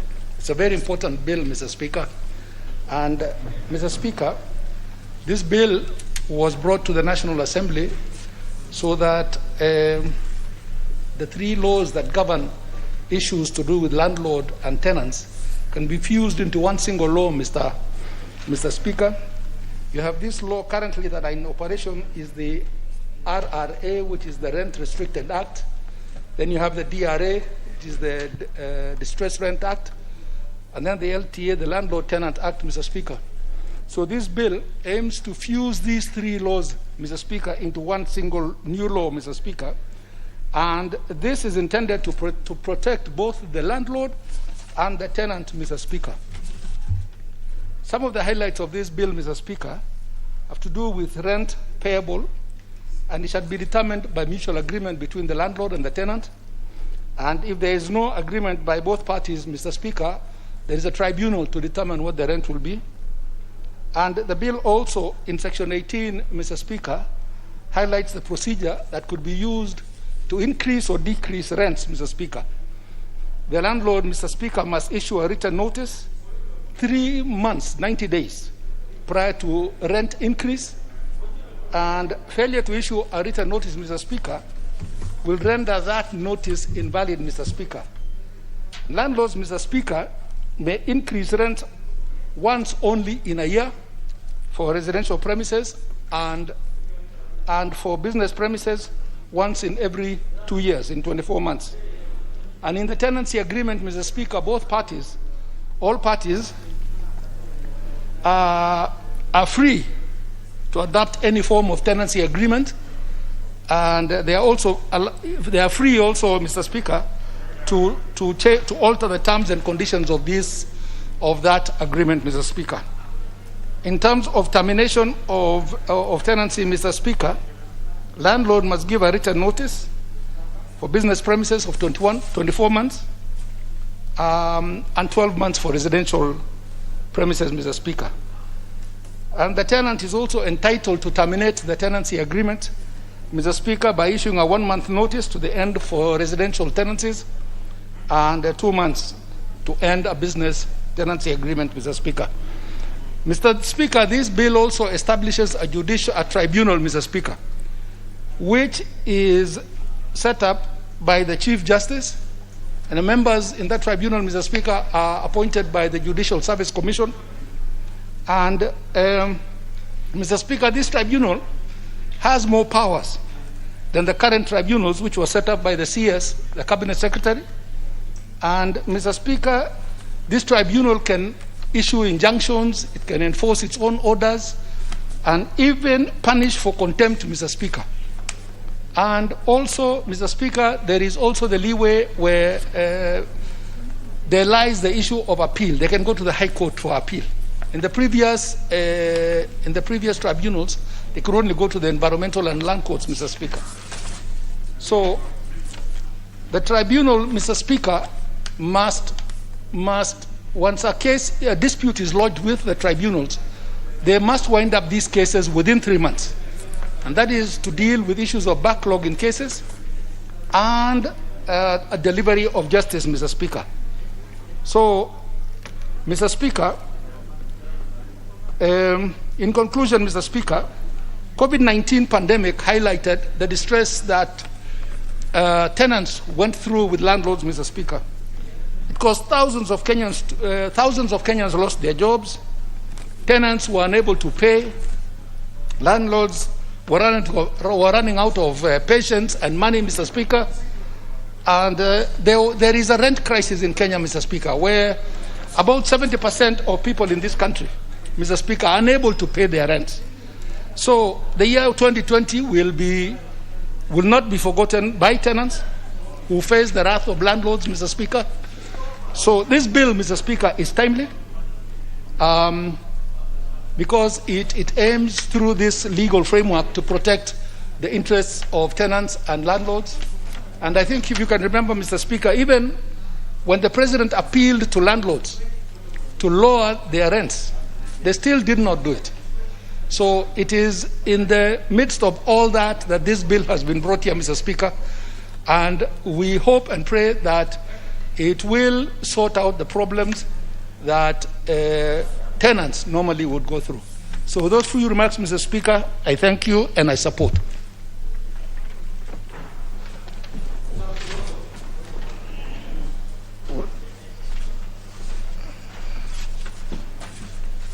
Member for Karachuonyo.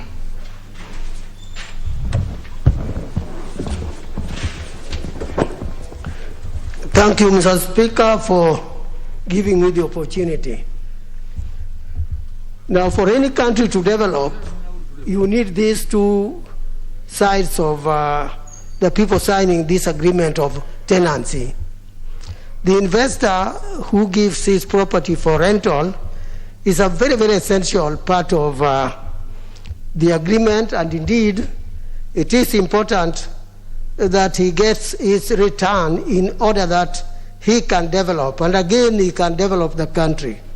If he were to be interfered with in terms of his income, for sure, he will suffer and the country will suffer. Equally, the tenant must enjoy his right for renting the property. Because of this importance, or the importance of what these people are doing, I think the proposal is very important, extremely important, and we must give it support. I personally do give it support because we need these two people.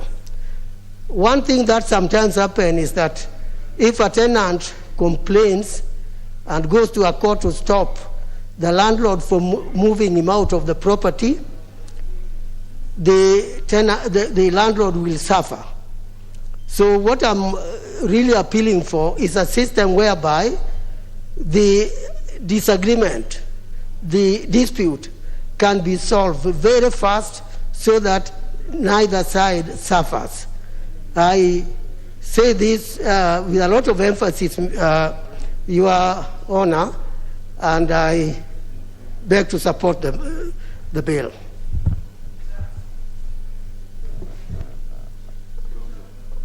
Honorable Kilonzo. Mr. Speaker, I stand in order number 95.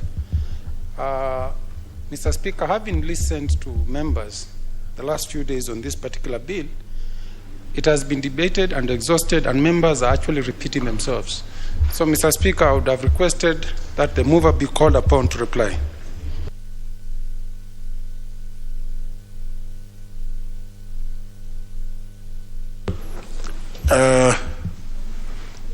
Honour members, you know that it is you to make the determination.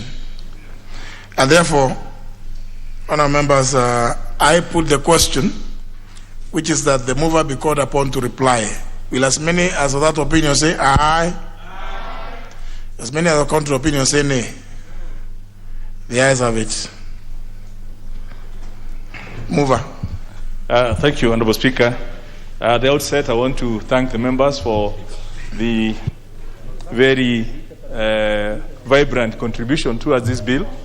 I agree with the members that the issue of tenancy and management of tenancy affects each one of us and every Kenyan on either side of the divide, either as a tenant or as a landlord.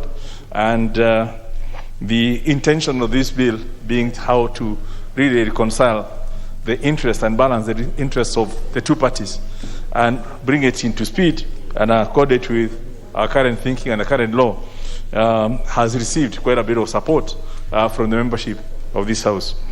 I also want to thank the committee for the various, the detailed report and having gone through the public participation and bringing out some of the issues. And I do look forward to members who expressed any reservations that we will have adequate time for them to bring any amendments so that we can process all those amendments and ensure that we enrich this law so that it becomes the real law that we want, the progressive law that we want to have for purposes of ensuring our tenants and landlords enjoy their rights and privileges under the proper protection of the law. So, Honorable Speaker, I really don't want to repeat what members have said. I believe there's been total concurrence on all the matters. I've been listening to it, and there's very little in terms of dissent that has been exhibited in this. So, with those few remarks, I beg to reply. Very well. Honour members, as you can see, and I think perhaps we may have to, I don't know whether we will have to be honoring all the time for convenience of the House. At the beginning, all questions are required to be put. We'll be beginning with them because it's becoming almost like a tradition. At the tail end of debate, either in second reading or third reading, or at least committee of the whole House, the putting of the question has to be deferred to some other time when the House next sits. But be that as it may, the question may not be put. That will be done tomorrow afternoon. And I'm just giving notice of intention that even tomorrow afternoon, if I see that, because I know there are so many of you, this House was nearly full at some point this afternoon. But you know there are several of you or several of us who have no capacity to sit for beyond 15 minutes. Others 2 minutes. So I think we may have to be starting with the putting of questions so that they can participate. You know, they can say, even after 2 minutes, they can say they have also done something in the House. Yeah, they will never know. They will never know even if you wait for them. And there are very many. There are very many. From where I sit, I'm able to. I can tell you who and who is who understands what is happening in the House. But because there are so many who come in and out, of course there are those who like going through that corner, others through that other corner. But they always come through here, many of them, and come and shake hands and walk that way, or shake hands and walk the other way. But anyhow, they say that is the way parliaments the world over operate. But I think we should get some. We should have some exceptions, especially if we have to make certain determinations. Honorable Sankok, there is nothing out of order now.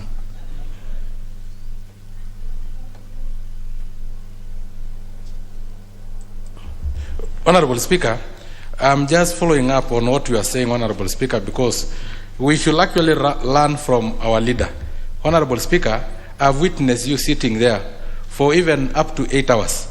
Honorable Speaker, while some of us move in and out, sometimes going for short calls and so, how you control yourself, Honorable Speaker, is amazing, Honorable Speaker.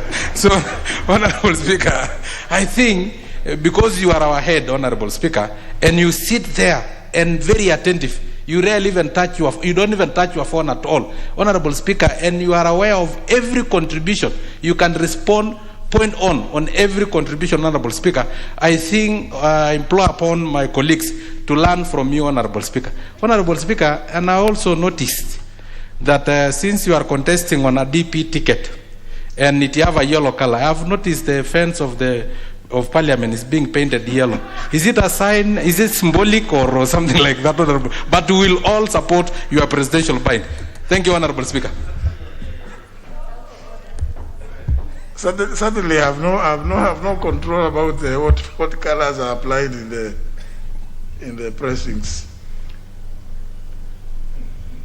As you can see, even the gown has some yellow, but it's not indicative of anything. Let's move to the next order. Order number 12, motion. Ratification of the agreement amending the air transport agreement between Kenya and the United States of America. Honorable Kosing.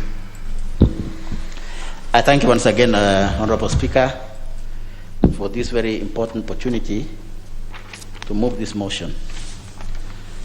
And in moving, Honorable Speaker, I would like to say that this House adopts the report of the Departmental Committee on Transport, Public Works and Housing on its consideration for ratification of the agreement amending the transport agreement between Kenya and the United States of America, laid on the table of the House on Wednesday, August 18, 2021, and pursuant to provisions of Section 8.4 of the Treaty Making and Ratification Act 2012, approves the ratification of the agreement amending the air transport agreement between Kenya and the United States.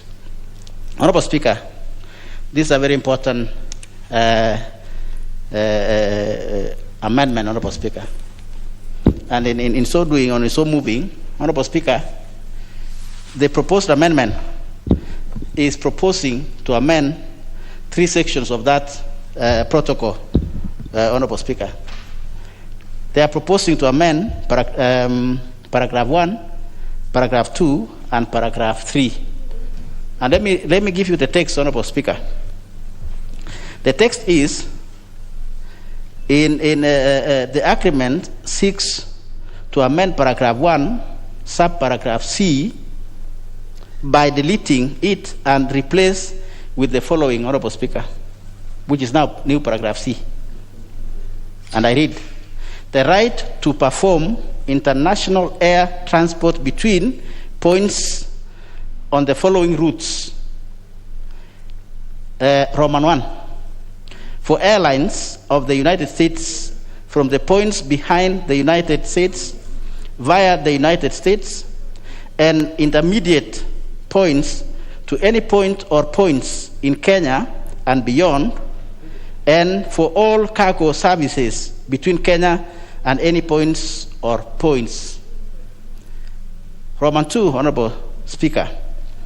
For airlines of the Kenya from points behind Kenya via Kenya and intermediate points to any point or points in the United States and beyond, and for all cargo services between the United States and any point or points. That is, Honorable Speaker, proposed amendment to paragraph 1. In paragraph 2, Honorable Speaker, the agreement... thank you, Madam Speaker.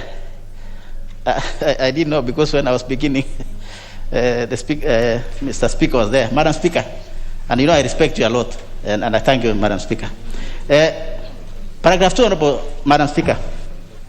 The agreement also seeks to amend paragraph 2 by deleting the final clause and replacing it with the following, Madam Speaker, which is, without directional or geographic limitation and without loss of any right to carry traffic otherwise permissible under this agreement, provided that, with the exception of all cargo services, the transportation is part of service that services a point in the homeland of the airline.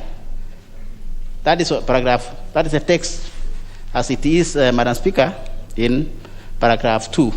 Paragraph 3, Honorable Speaker, what is it seeking?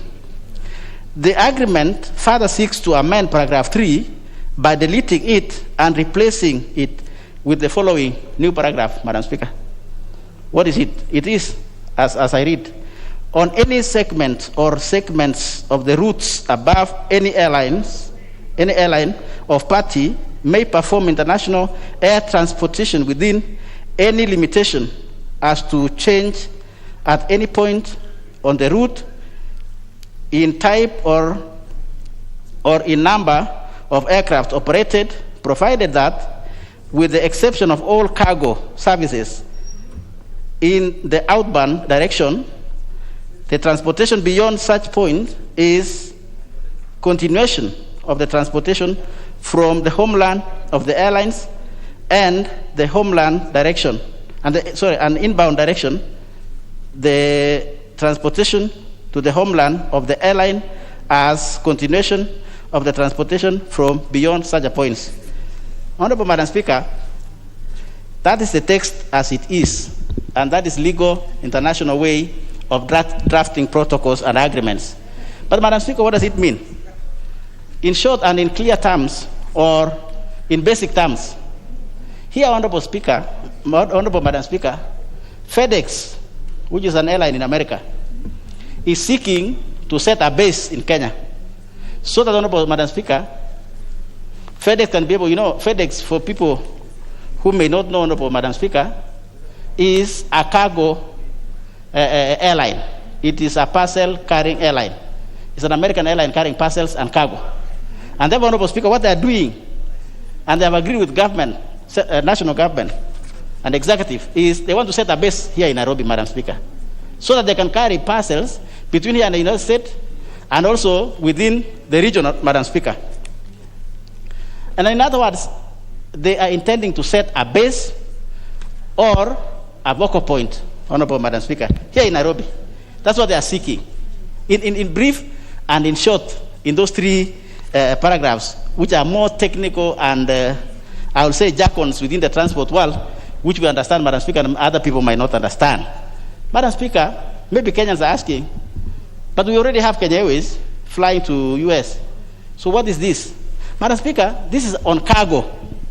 And the agreement we have between the Americans on KQ is not about setting a headquarter or a base, because we already have Nairobi being a hub of Kenya Airways in terms of, Madam Speaker, civilian and public transport. But on cargo, Madam Speaker, we don't have any. And that's why they are seeking that we allow FedEx, Madam Speaker, to set up a base, to set up a headquarters here in our country, so that they can then fly between our country, America, as I said earlier, and also between within the region, Madam Speaker. This is a very important request, Madam Speaker, for our country. Of course, knowing now that our country requires to recover from the loss of revenue coming through, Madam Speaker, what we saw that the airline and particularly the airspace and air transport suffered a lot during the COVID-19. And therefore, Madam Speaker, this is a very important request that the government, particularly executive and the Minister for Transport, is seeking the Parliament to do. And once we approve, Madam Speaker, then those other agencies can come and set up the base. What will it be, Madam Speaker, if we allow this to happen? It will, of course, mean, Madam Speaker, that there will be, of course, creation of jobs for our young people and ourselves, Madam Speaker, in this country. Again, Madam Speaker, we don't have any cargo headquarters here in Nairobi. So it means what? One, it means jobs. Two, it also means business. And that sets up new business opportunities in our country. And three, Madam Speaker, it's also upping our value as a country, internationally, Madam Speaker. Assuming that you have FedEx here in Nairobi, oh, that's a great thing, Madam Speaker, in terms of our own value as a people and as a country, Madam Speaker. And therefore, this is a good thing. It's a very small amendment, amending only 3 paragraphs, as I've explained, Madam Speaker, to the members and the House. So, my then responsibility, Madam Speaker, is maybe to inform the House whether this followed the requirements of the Treaty Making and Ratification Act 2012. How, Madam Speaker? On the following. When will this agreement, should we approve or agree, Madam Speaker, when will it be coming into effect? Or when are we expecting then FedEx to come and set the headquarters here in Nairobi? Madam Speaker, this agreement will enter into force on the date of the later note, or countries noting each other of the internal procedures. Like, for example, now after it has been approved, our country then will notify United States, Madam Speaker, that this has been approved, and therefore the agreement can come into effect. Very important, Madam Speaker. 2, I would like to inform the House that the Cabinet, during its second meeting, 2020, held on 19 March 2020, Madam Speaker, approved the memorandum of consultations on the agreement amending the air transport agreement between the Republic of Kenya and the United States of America, entered into during the International Civil Aviation Organization, ICAO, Madam Speaker, air service negotiation event held in Jordan. So this was done, Madam Speaker. It was negotiated and it was agreed between governments that this should be done. And therefore then, of course, led to the requirement that we, the House, then should be able to look at it and ratify it. Madam Speaker, in terms of constitutional implication, I would like to inform the House, Madam Speaker, as follows, that the agreement between Kenya and the United States of America is consistent with the Constitution and promotes constitutional values and objectives. The agreement, Madam Speaker, is not proposing any amendment to our Constitution. Further, Honorable Madam Speaker, on national interest, as I mentioned earlier, but I want to repeat again, Madam Speaker, that this is a very important for our own national interest. Raising our value as a country, promotion of jobs, opening our airspace. In fact, if you look at it, Madam Speaker, we want to make Nairobi a hub in entire Africa, Madam Speaker. And therefore, with FedEx having a headquarters in Nairobi, then Jomo Kenyatta Airport, Madam Speaker, will be actual hub in the entire region, Madam Speaker. And therefore, this is very good for our own values and interests as a people and as a country, Madam Speaker. So, having said that, Madam Speaker, in terms of what this small amendment is requiring, Madam Speaker, let me not belabor the point. Let me just conclude, Madam Speaker, and of course our details and, on this agreement is in our report, but allow me, Madam Speaker, then to conclude by saying that the committee recommends to the House to approve the ratification of this agreement, Madam Speaker, signed on 5th February 2020, amending the air transport agreement between, or entered into, between Kenya and the United States of America, which was signed in Washington, D.C. on 8th June 2008, as the approval is in our national interest, Madam Speaker. So with those few remarks, as I move, I would like to request my colleague, able Honorable Shadrack Mose, Madam Speaker, to second the motion. And I thank you. Oh, is seconding? Second, I'm asking Honorable Shadrack Mose to second. Very well. Let's continue.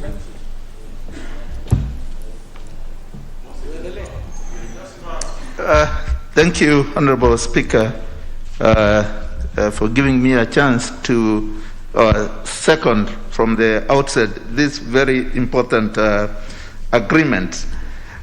Without hesitation, Honorable Speaker, this is an agreement that I would seek, and I would urge this Honorable House to move with speed, actually, and approve. Because, Honorable Speaker, what it actually entails is that this is an increased avenue of communication, first and foremost, between Kenya and the United States. And more particularly, Honorable Speaker, we are talking about the issue of FedEx Airlines having a base, having a anchor in Kenya. And this is more particularly, Honorable Speaker, when you are dealing with cargo. Honorable Speaker, you would realize that at this particular time and era of COVID-19, we actually have a lot of challenge in ensuring that we have or we receive delivery of these, drugs from countries like the United States. So when we have this agreement approved, and which I would urge this Honorable House to approve, it means that that communication, all that transit of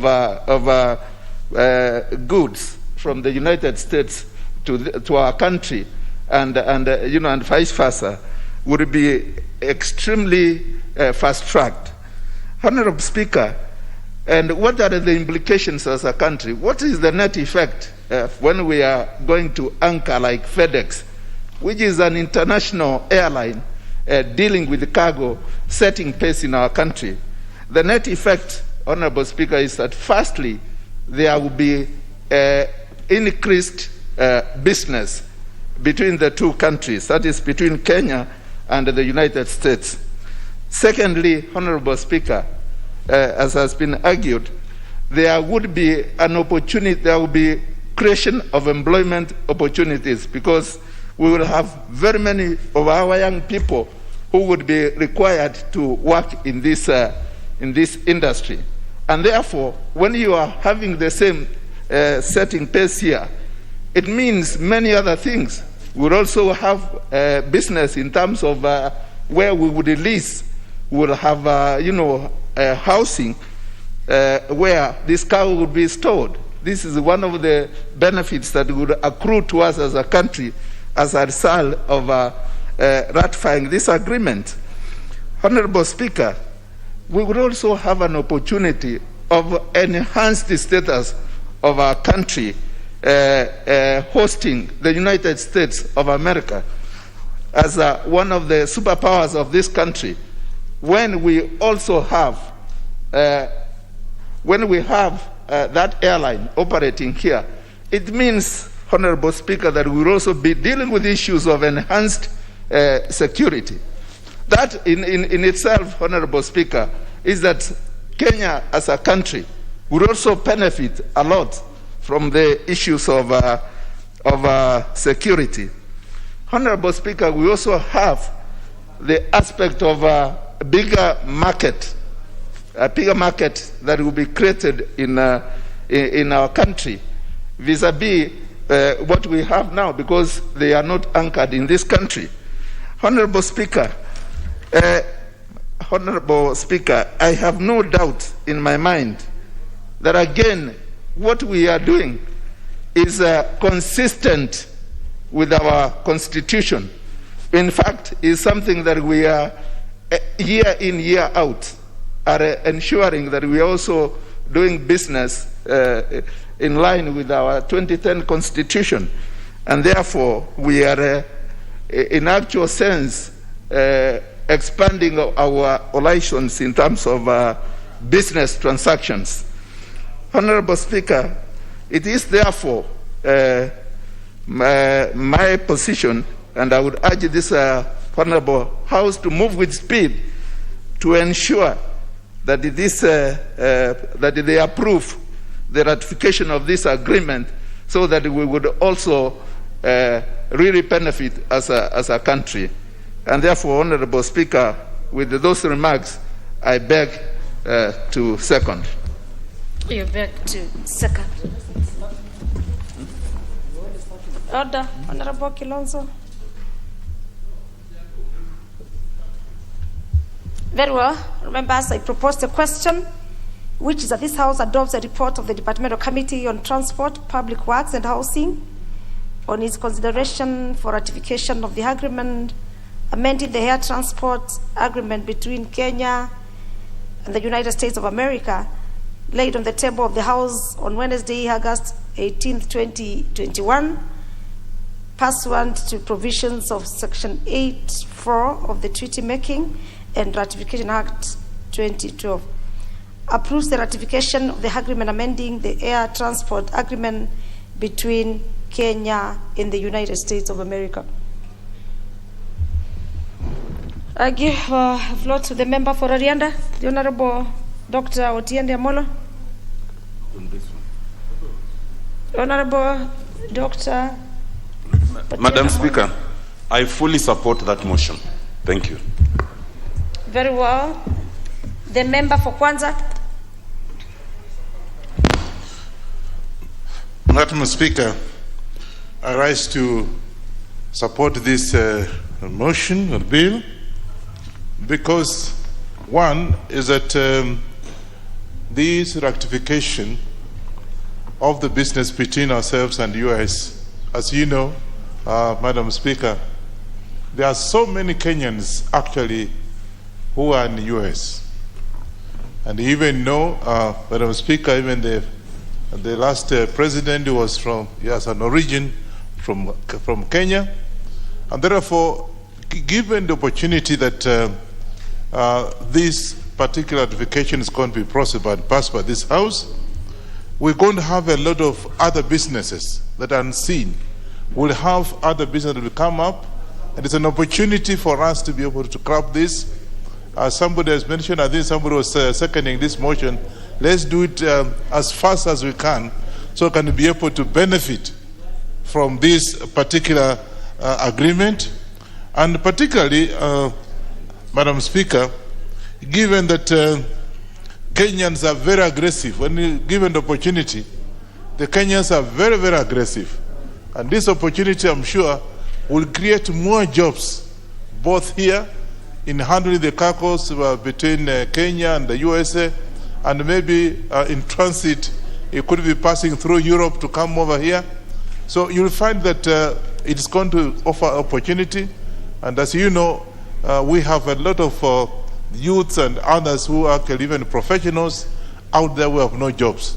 And therefore, this is a very good agreement. It has come at the right time when you are really desperate, looking for jobs and opportunities for our youths. And I think we should be able to pass this yesterday. As just my colleague here simply said, we support this, and please move with speed to be able to have this passed as fast as we can. Lastly and not least, Madam Speaker, we have also the fact that we also going to learn. An American connection business means an opportunity for us to even learn more, because we keep on learning, and this will be an opportunity for us to be able to even be more exposed to developed countries. We are in the third world, that's the first world. I'm sure that again is going to have added opportunities and lessons to learn from handling some of these goods from either directly from the US or through the transit companies, maybe in Europe, whatever. And therefore, I think we should be able to pass this yesterday. I don't want us to, we even want to vote for it right away. I support. You support.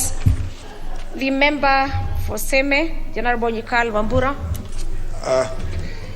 Thank you, Madam Speaker, for giving this opportunity. Madam Speaker, this is actually a great opportunity for us to get into agreement with the United States so that they have their airline, the cargo airline, FedEx, set up base here. Madam Speaker, that doesn't mean that there will be only increased transport between here and the United States, but it will also mean there will be a lot of transport from within Kenya into other parts of Africa. Because what it means that a lot of cargo from the United States into the rest of Africa will actually likely to pass through here. So I think that's an opportunity in all ways. Madam Speaker, it's also clear that this has been approved by the Cabinet, and this is constitutionally in line with us.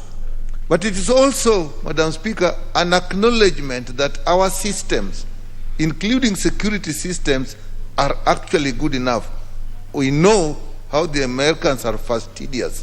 So when they actually feel safe that they can operate from here, I think it is a pat on our back for us that we have improved our systems, we have improved our security. Madam Speaker, if you look at the state of air movement between Africa and the United States, it is tortuous because many times people have to go to Europe and then come to go to the United States, and I'm sure even cargo moves that way. So if we have direct movement into Africa, I think that's going to make a big difference for us. And I think it will even improve the movement from Africa to Asia, Middle East, even India. I think it will be easier to move through here.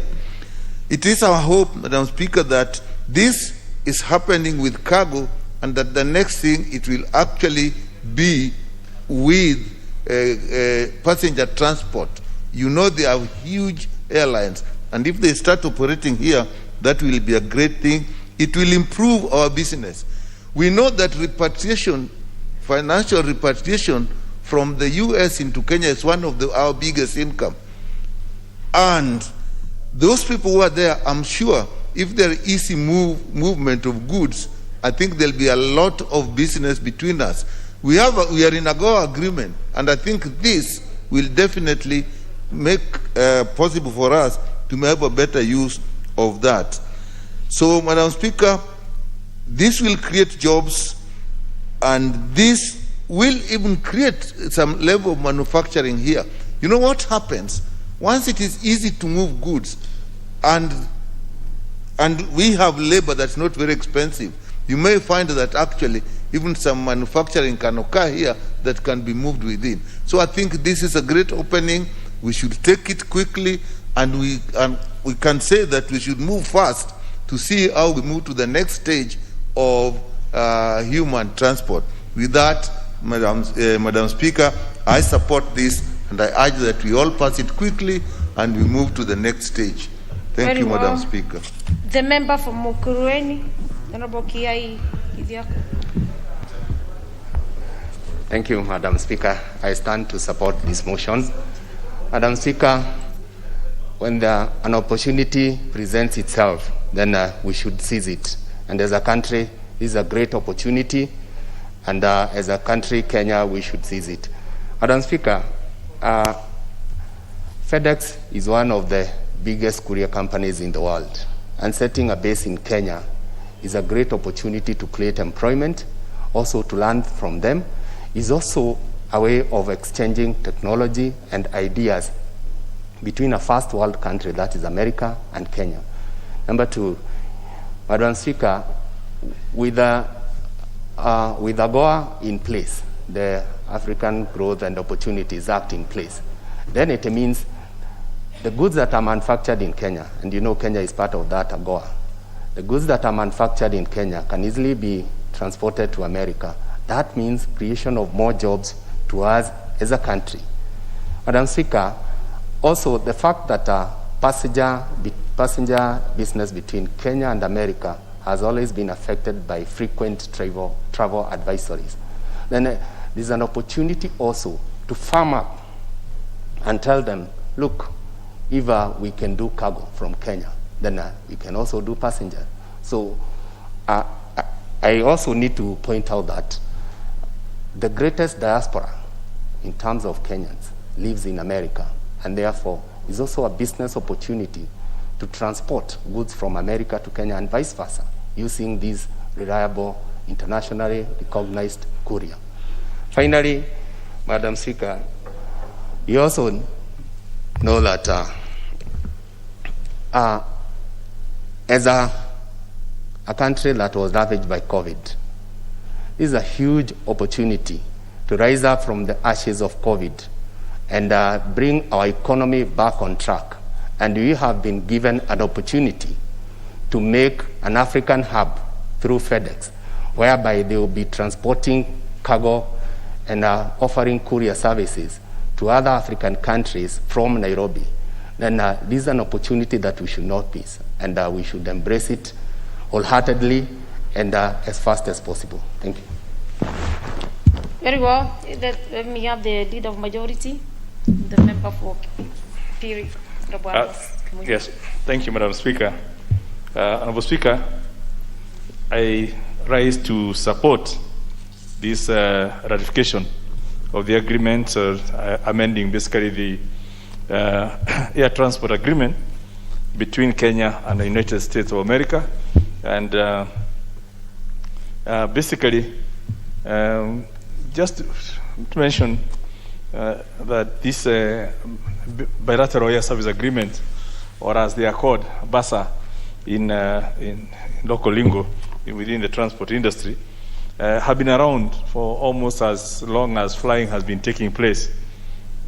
And as flying became more popular over time, and airlines expanded their service and reach, it became necessary to have some rules and regulations and agreement so that you avoid some unfair competition, because you would find that the big airlines would stifle the growth of smaller airlines in the absence of those bilateral agreements. And they basically are written to protect the various flag carriers from the two nations or the reciprocating nations, and generally will involve lots of consultation. And if you look at, Madam Speaker, if you look at even the report of the committee, you will see the listing of the various bodies that are involved in the negotiation, even for these three amendments. All the various stakeholders in the airline industry were involved. Now, the main agreement itself takes bigger, groups and missions, and the whole is a whole issue of diplomacy to actually get together. And if you notice from the time that the bilateral air service agreement was signed in 2008, it took another, so many years to get the first airline coming from, in terms of having a direct flight from Kenya to the US, because of all the things that needed to be done. And at least we now know we have direct connections. Again, going back to history, sometimes in 1944, the Convention on Civil Aviation was signed in Chicago and became called the Chicago Convention. And that's what created the organization that oversees all matters to do with civil aviation from a multilateral perspective.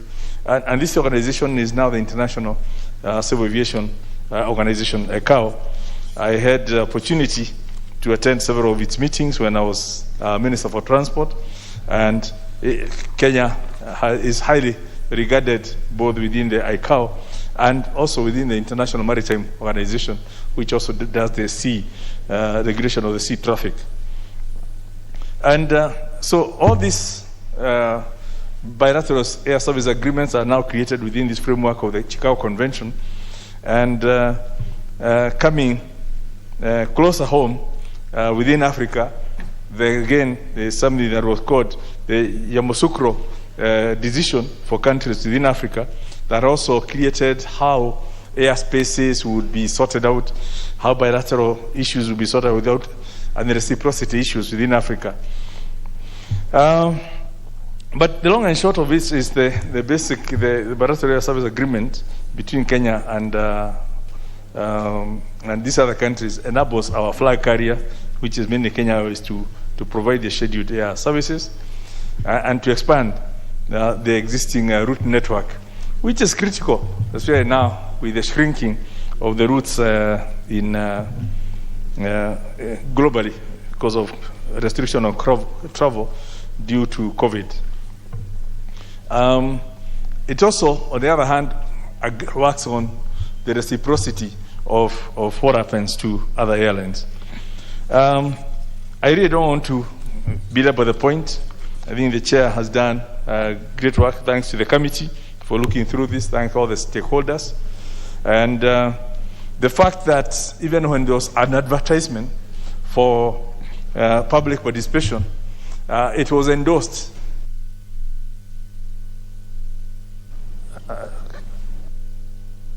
Give him 1 moment.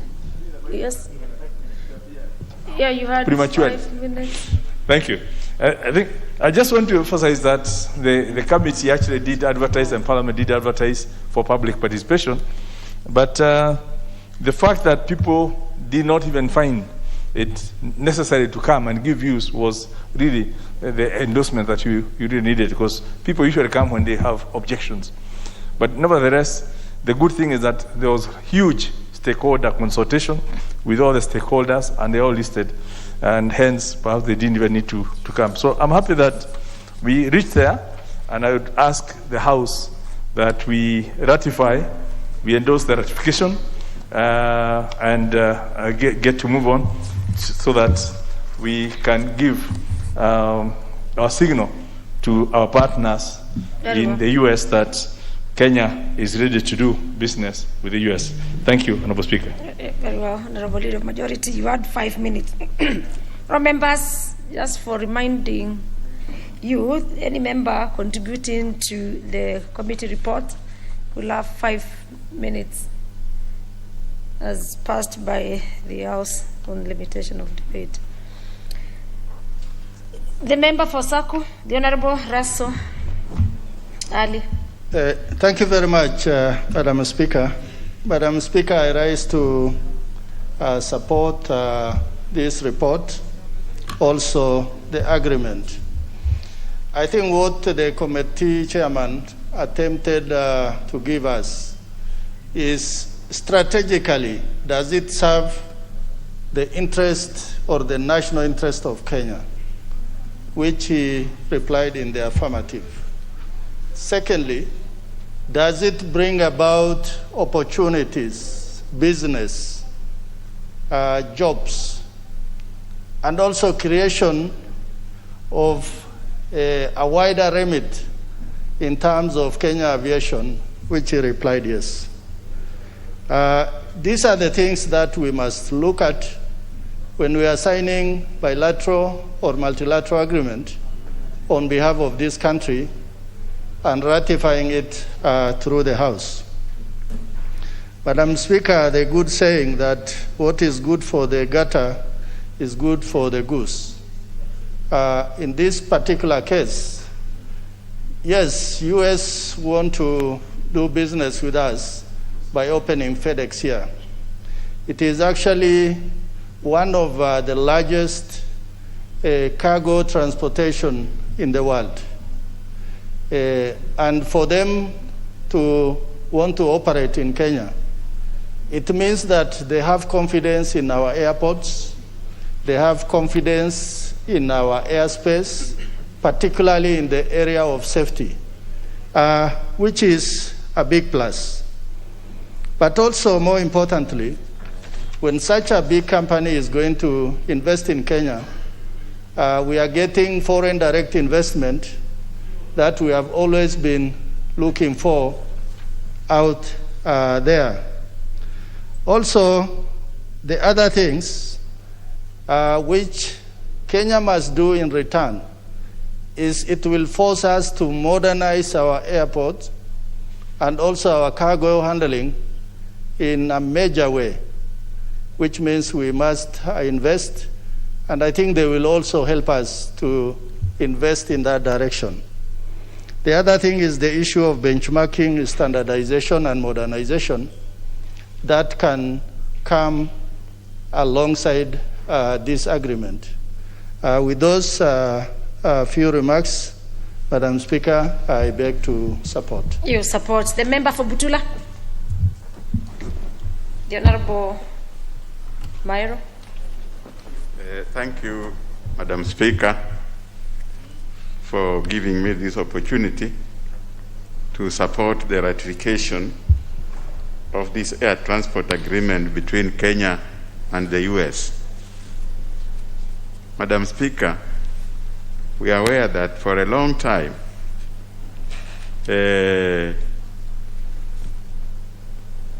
trade between Kenya and US has been on the lower side.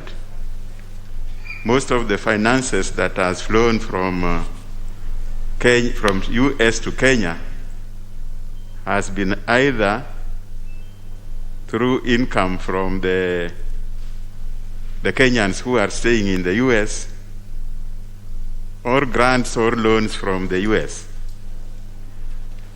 With the opening of this air transport, Madam Speaker, it's obvious that trade between our country, Kenya, and the US is going to expand. The trade will expand not only on the passenger traffic, but it will also expand on transportation of goods. That means, Madam Speaker, the trade between Kenya and US is also going to expand. Kenyan manufacturers will be able to transport their goods direct to the US. So the US manufacturers will also be able to transport their goods directly. It will be more cost effective for the business people, Madam Speaker. So this agreement serves us well, as we are going to gain more. Even our people traveling from the US will now avoid connection that has been in the European countries. So the agreement, Madam Speaker, serves us well, and I'm sure it's going to improve a lot of business between this country and the US. Madam Speaker, as we get more flights from US directly to Kenya, we must also realize that there's going to be improved security, because, as we know, the Americans will be very careful about the security in this country, and therefore we will have to double the standard of our security to make sure that we don't have any hiccups that can interfere with the trade between Kenya and US. So, Madam Speaker, I support this agreement and ask this House to speed up the approval. Thank you. Very well. The member for Laisamis, Honorable Abel Malimu. Give him the mic. Oh, sorry. Yes. Thank you, Madam Speaker, for equally giving me this opportunity to contribute to this particular ratification, a ratification which is between Kenya and America on air transport agreement. Madam Speaker, it is actually an opportunity that Kenyans need to grab and run with it, that America and Kenya are extending a hand towards each other, form of like the handshake we have between Raila Amolo Odinga and our President Uhuru Muigai Kenyatta. Madam Speaker, the fact that the company which is actually registering to join cooperation with Kenya, I am told it is a air transport services company called FedEx. FedEx is an international cargo transport company operating in America. And therefore, if such a company comes to Kenya, we should actually open up our gates to welcome them into this country. Secondly, Madam Speaker, I have come to learn that many Kenyans have been going to China to import goods into this country. Unfortunately, the kind of goods which come into this country are all substandard, beyond measure, beyond actually Kenya Bureau of Standards measures. And therefore, with the coming of such an airline, and that Kenyans will have an opportunity to import goods directly to this country, it means we will have to now go to more quality. We will be able to import quality goods, be it furniture, be it ware, all manner, and be it machinery. Because I have seen even some machines which are manufactured in China and which our Kenyans import into this country, as much as those companies have some bilateral understanding with maybe EU countries, the EU countries will say that particular machinery is not advisable to be used in their country.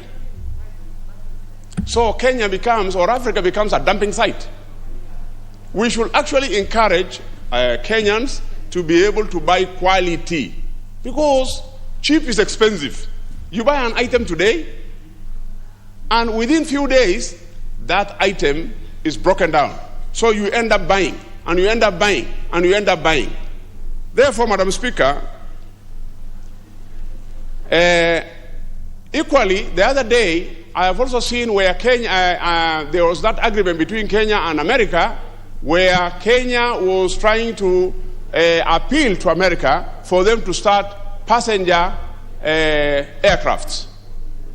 And now, both combined, you will realize that for somebody to go to America, when you are using other airlines, you will have to go through Dubai, transit there, or through other countries. By the time you reach America, you are totally exhausted. Madam Speaker, with the introduction of, if this bilateral between Kenya and, this ratification between Kenya and America takes effect, therefore, our Kenyan people will be able to get employment, first and foremost. And the fact that there is also competition within East Africa. For instance, we have countries like Rwanda, like Tanzania, and even Uganda. They will also be able to be able to use such an opportunity to win or to woo such countries to go and invest in their countries. But now that Kenya have got this opportunity, let us grab and run with it. I support, Madam Speaker. You support. The member for Mogosho. Thank you. Member for Mogosho. Yes. Thank you, Madam Speaker. I too rise to support this ratification agreement of amending this bilateral agreement between Kenya and the U.S. Truly speaking, it's a great opportunity which we cannot miss. What is happening here is Kenya Airways flies to New York. The only stop with Kenya Airways flies to the U.S. If you look at its competitor, the Ethiopian Airlines, they fly to more than 3 or 4 cities in the U.S. Now, since we have so many of our brothers and sisters who are working in the U.S., an opportunity to have the Kenya Airways flying to Dallas, one of the hubs in the U.S., and to fly to Chicago, another hub in the Northwest. And this is a great opportunity for those who want to increase commerce between the two countries. Secondly, it will also attract more tourists to come, because it will reduce the connectivity which needs to fly through Europe sometimes or through other states. So this is an opportunity for us to attract more tourists and also more dollars to our economy and more jobs to our people. Secondly, it will also increase the interaction between people to people. We know most of our universities have got so many links with various universities in the U.S., and by actually reducing their connectivities and all that, this will be a great opportunity for those people to visit Kenya. It will also lower the cost for cargo and mail, as we have heard of the FedEx wanting to set up a hub here in Kenya, so that it can be a center to fly most of the mail outside the country. So in short, Madam Speaker, this is a great opportunity which I totally agree, and I also say I will urge the House to ratify this amendment as soon as possible. With that, I support. Thank you. Very well. The member for Chiraganyi, Honorable Joshua Kujuni. Honorable member for Chiraganyi. Madam Chair, thank you very much. Madam Chair, I don't want to belabor the members. I concur with all their sentiments. I stand to support, Madam Chair.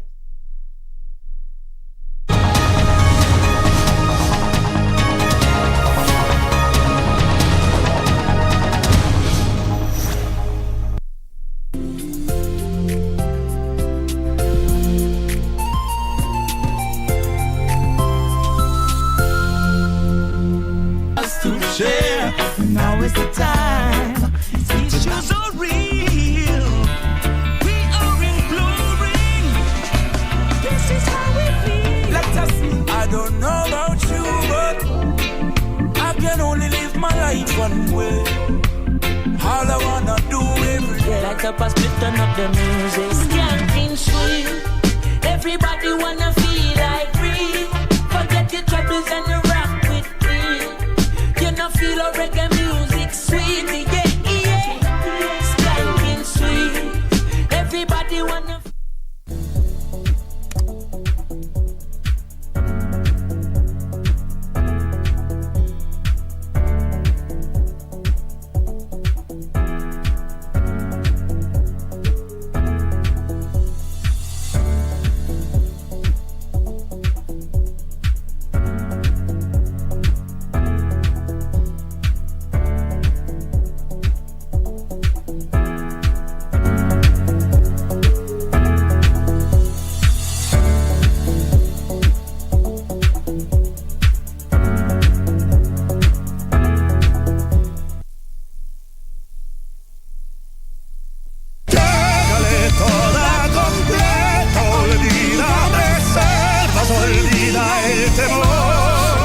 I have never forgotten you.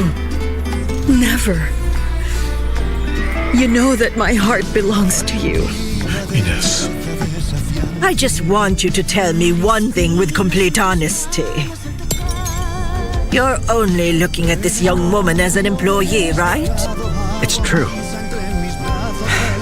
I'm in love with Cassandra. What the heck were you thinking when you brought this band and serenaded my daughter? I'm not forgiving you. And I'm not going to listen to you. As your boss, I order you to leave me alone. Please.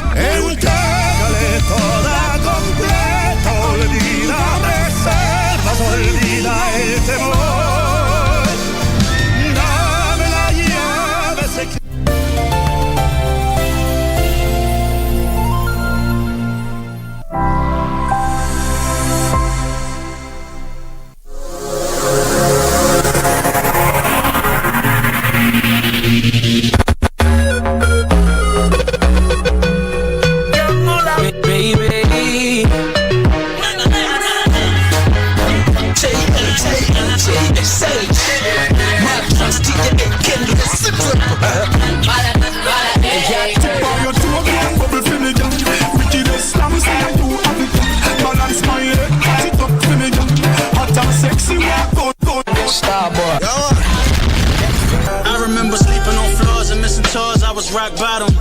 Money on my head that was top dollar. Had to stockpile gunpowder for the Rottweilers. I was home with pops when the cops got them. Voices in my head trying to kill the noise. They killed Nick will never fill the void. I know the devil cried a tear of joy. Look, I know the devil cried a tear of joy.